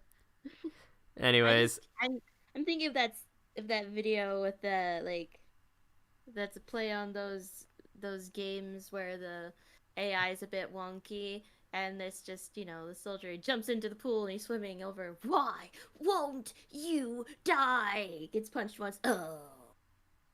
Wait, isn't Nastabloik always depressed? Well, no, not always. They're depressed, like, in canon and stuff, because, like, Mettaton basically was like, bye, Blukey.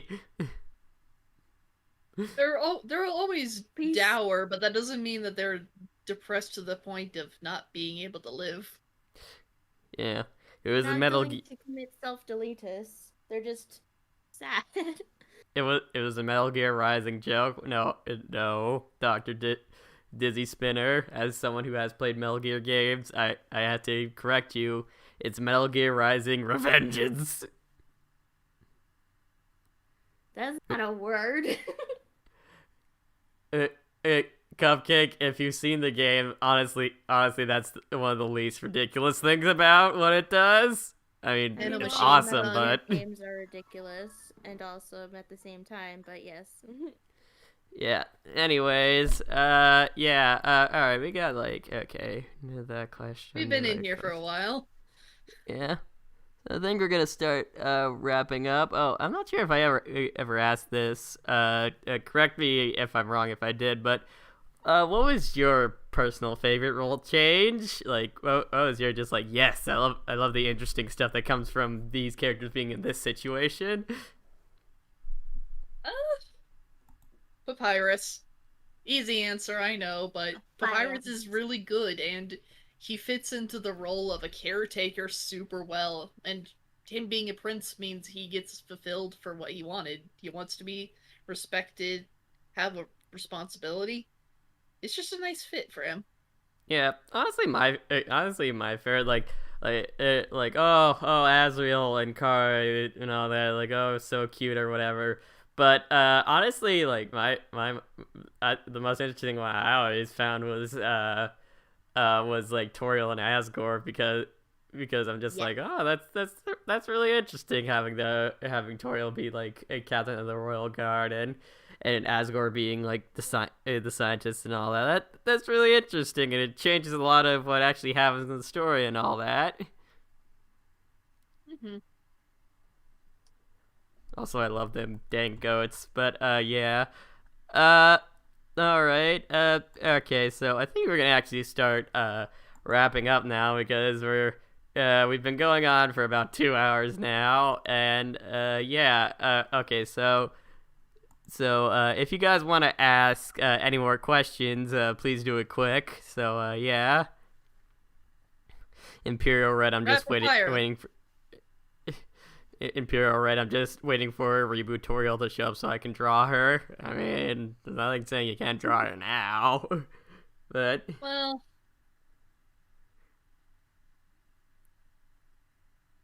silence.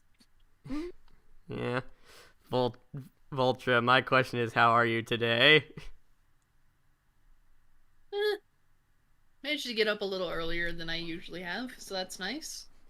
I slept it. That's something I didn't do. The dogs, however, left a mess when I woke up, so that kind of counteracted that. Oh, you have doggos? Oh yeah, someone did ask me. I have 2 doggos. They are a pain. What breed? What breed?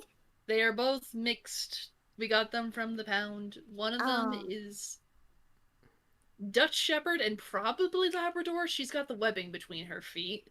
And the other one, that's Sasha. And Rocky, I best describe him as someone trying to make a Shiba from a lot of Western breeds. Which is very interesting. One of the things that, since we're talking about dogs, I was at the Renaissance Festival, over at Renaissance Festival in Georgia, because, don't worry, social distance, mask on the whole time, all that, yeah, and the weekend I was there was Bring Your Pets weekend, and there were so many adorable dogs around. I saw corgis, I saw sheeps, I saw Labradors, I saw and just so many cute dogs, and I'm just like, this is so cute. I'm walking around the Renaissance Festival and I'm seeing so many cute doggos. It's great. I love it. Like I even took a picture of like this German Shepherd like sleeping underneath some of the seating at the Renaissance Festival, and legitimately is one of my favorite pictures now because of just how adorable they look in there. But anyways, getting into some questions, quick fire ones. Would Asgore be a science teacher? I mean, that's probably more of maybe with the help of Toriel. She's the one who wants to be a teacher after all. Does Papyrus have any weaknesses? No reason. His love for his daughters and family. Does Papyrus have any weaknesses?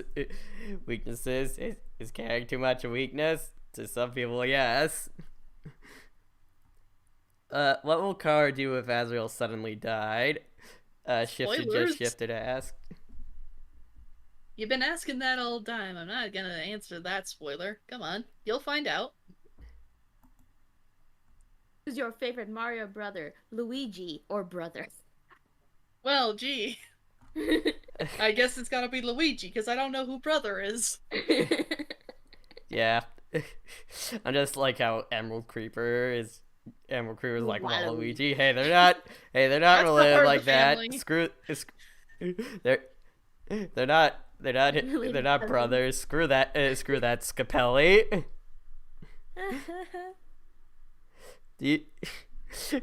Okay, for context, Scapelli is okay, so I watched this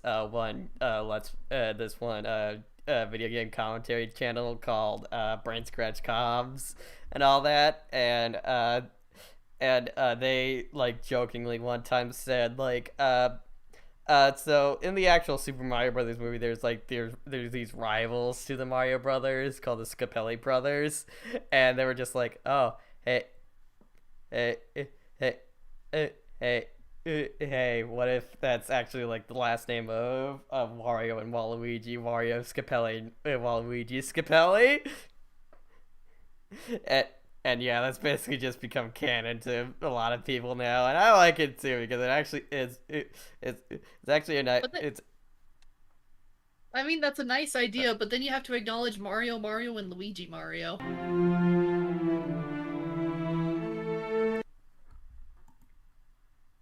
I did it. I killed the chat. Couldn't it die? Who's Mario? I only know Luigi and brother. Favorite Koopa kid, Bowser Jr.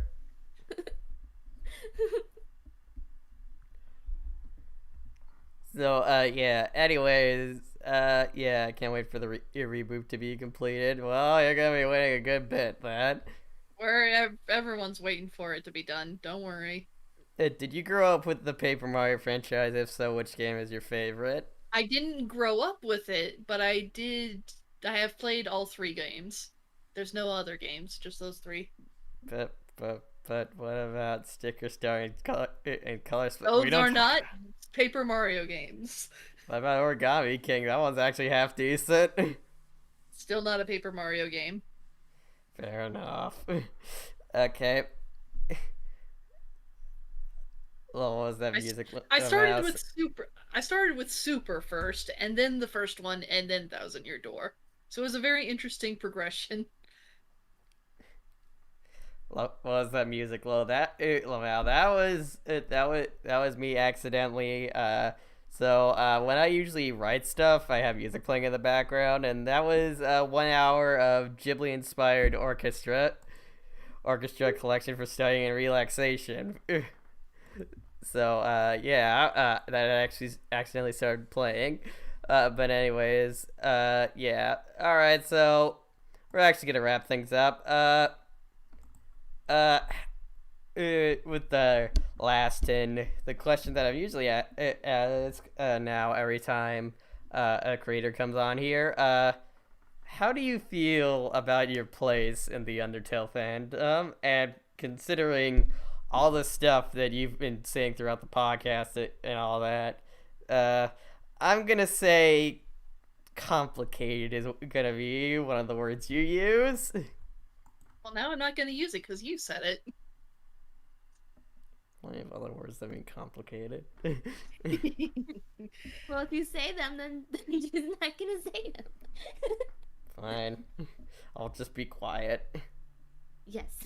It's.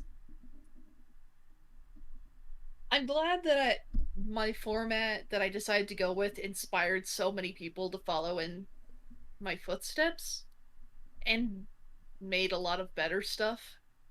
Hi, Dork. I think you're still in the chat, so I'm calling you out. You made a good thing. Go Yeah, look at her good thing called Inverted Fate. Yeah, that's right, Dork. You're being called out for being awesome.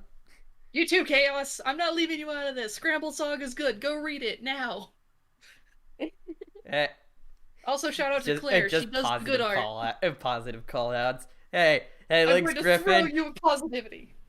Hey, Links Griffin. Your Dogs of Future Past is probably is like legit one of the best stories I've read, and it literally feels and it's one of the things that makes me feel that it feels most like an actual Undertale sequel.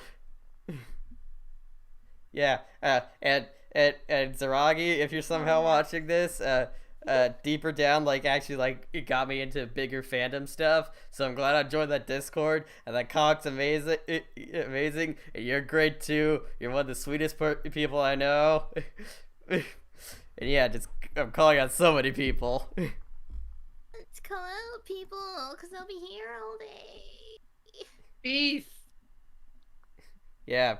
Head writer of Team Swapped Underswap and also co-writer for Storyshift. He has helped me push through some writer's block. He's great. Appreciate him. He's a good guy. Nate Duel, I'm glad that your frisk, your daydreamer stuff is adorable. Even though, and God Boy, your Delta Expert comic is one of my favorites. Also, who else can I call out? Gale Rice, your animations are hilarious and really well animated. And yeah, there's a whole bunch of other people that I could call out. The fandom has come with a lot of negative associations over the years. I'm not gonna lie about that.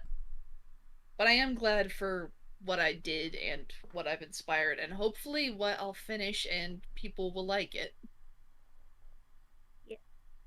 Yeah, that's the best you can really hope for. I mean, is Slim the Hedge bot, Pasta Guy, why do you word every sentence as a question? Just curious. Do I do that? He's a podcast host. Yeah. He's interviewing people. I'm trying to bring conversation, guys. The conversation of the Undertale fandom. The free marketplace of Undertale fandom ideas. That, in all seriousness, it is kind of just me being nervous and stuff. Yeah, you think after 30 episodes of this stuff, I'd be a lot more confident about all this, but still, a lot of the times, I'm still like, it's one of my, it's one of my Undertale senpais. I'm nervous. That yeah. Anyways, Voltra, if you want to continue answering the last question, sorry for interrupting so much. Can't wait to move on to other projects, but I do hope that Story Shift can be a project I can look back on fondly and other people can appreciate. Mm-hmm. And I hope once the reboot has developed more, people will see why the preboot was, well, rebooted. The, the plots between the two of them are basically the same in the broad strokes. I've seen a lot of people try to treat it like the preboot is an abandoned AU and the reboot is so different it should be its own thing. No, it's going down the same path. It's just a lot of different changes that make it a lot more supported in the end. Yeah. And I hope people enjoy where that mad ride's gonna end.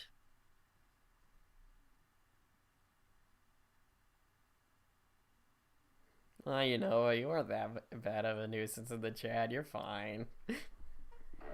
Uh, yeah, that's a good outlook to really have on that stuff. It's just it, just to be like just to be like, yeah, the original's there and all that, and you're not happy with it, and it but it's not abandoned. It's still there if you care about it. It's just that Vulture doesn't really like it all that much. It the story of Story Shift is still going on. It's called the reboot. Yeah. Yes. You don't have to go for author's approval on your stuff. Sometimes you just have your own thoughts and stuff, and you don't have to be like, oh, is this true, and stuff to No. the author all the time. Sometimes you can just have your own ideas about the story, and that's fine. How about acknowledging what the author wants to do instead of just ignoring it and treating it like they don't matter? Yeah, that yeah, like I had this discussion before with the whole the whole death of the author question and stuff. I don't think you should just treat like, the author's like instantly dead as soon as they make a piece of media and stuff. I'm just like, no, because as someone who has written stuff before and who likes learning about the creative process, I'm just like, no, I like it. No, I like hearing the author's perspective on all that stuff. It's interesting and stuff. But that's the thing. You don't have to take. It's just another perspective and stuff. It's an important perspective, but you and you shouldn't just throw it out like Death of the Author kind of tells you to. But yeah, it's just it's just a case by case based on how much you want the original author's vision to really affect your vision of the story. That's my thought on it. It's like it's up to the reader personally to care most about what the author says about their own work and all that. If it still brings a person joy, even though the author doesn't like it, then who cares? It still makes you happy. But yeah, that doesn't mean you can't completely disregard the author's feelings, though. But author feelings, though. But you don't need to constantly be going for their approval and all that. Or just saying the author is wrong constantly. Yeah. Don't do that. Right. There are better things to do with your time. Like if you're constantly complaining about stuff, about this AU, how about you go make your own? It's right there. You can open up a Word document and start and get to it. There's nothing stopping you from doing this. You don't have to keep constantly being like, no, I have to keep constantly like pushing this person to do their own thing and all that. No, you can go do it yourself. It's better than just constantly bugging the author about it, because it's 100% chance that you'll get what you want if you write your own story. It's like it's most of the time like a 0% chance if it's just if you're constantly bugging the author like that. the audience is there to enjoy the work, not control it. Exactly. Like again, with this whole people receiving the gift, we should not be saying that the gift is garbage. yeah, especially when the gift is free, like all this Undertale fan content is.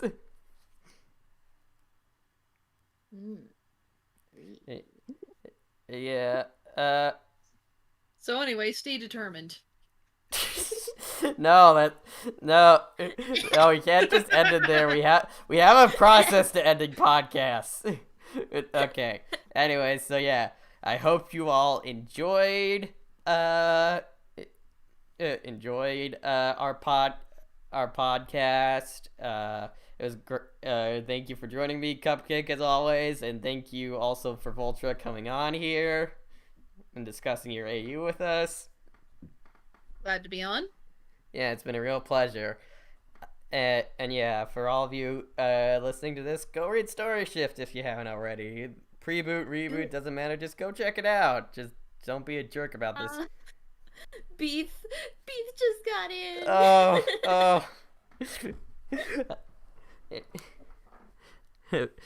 Pistovius, I'm sorry that you came in so late, but yeah, we're wrapping stuff up. Yeah. Right. Anyways, yeah. So, yeah. So yeah, just wrapping everything up. It was just great to have you all here. It's been wonderful. As for what the Determined podcast is up to next, well, the next thing we're not going to do is not going to be an interview. It's going to be a celebration because this podcast is turning 1 year old in a couple days. Yeah. I know, freaking crazy, and we have a whole bunch of special stuff for that plan, like possibly playing some Undertale fan games, reading Undertale fan fiction,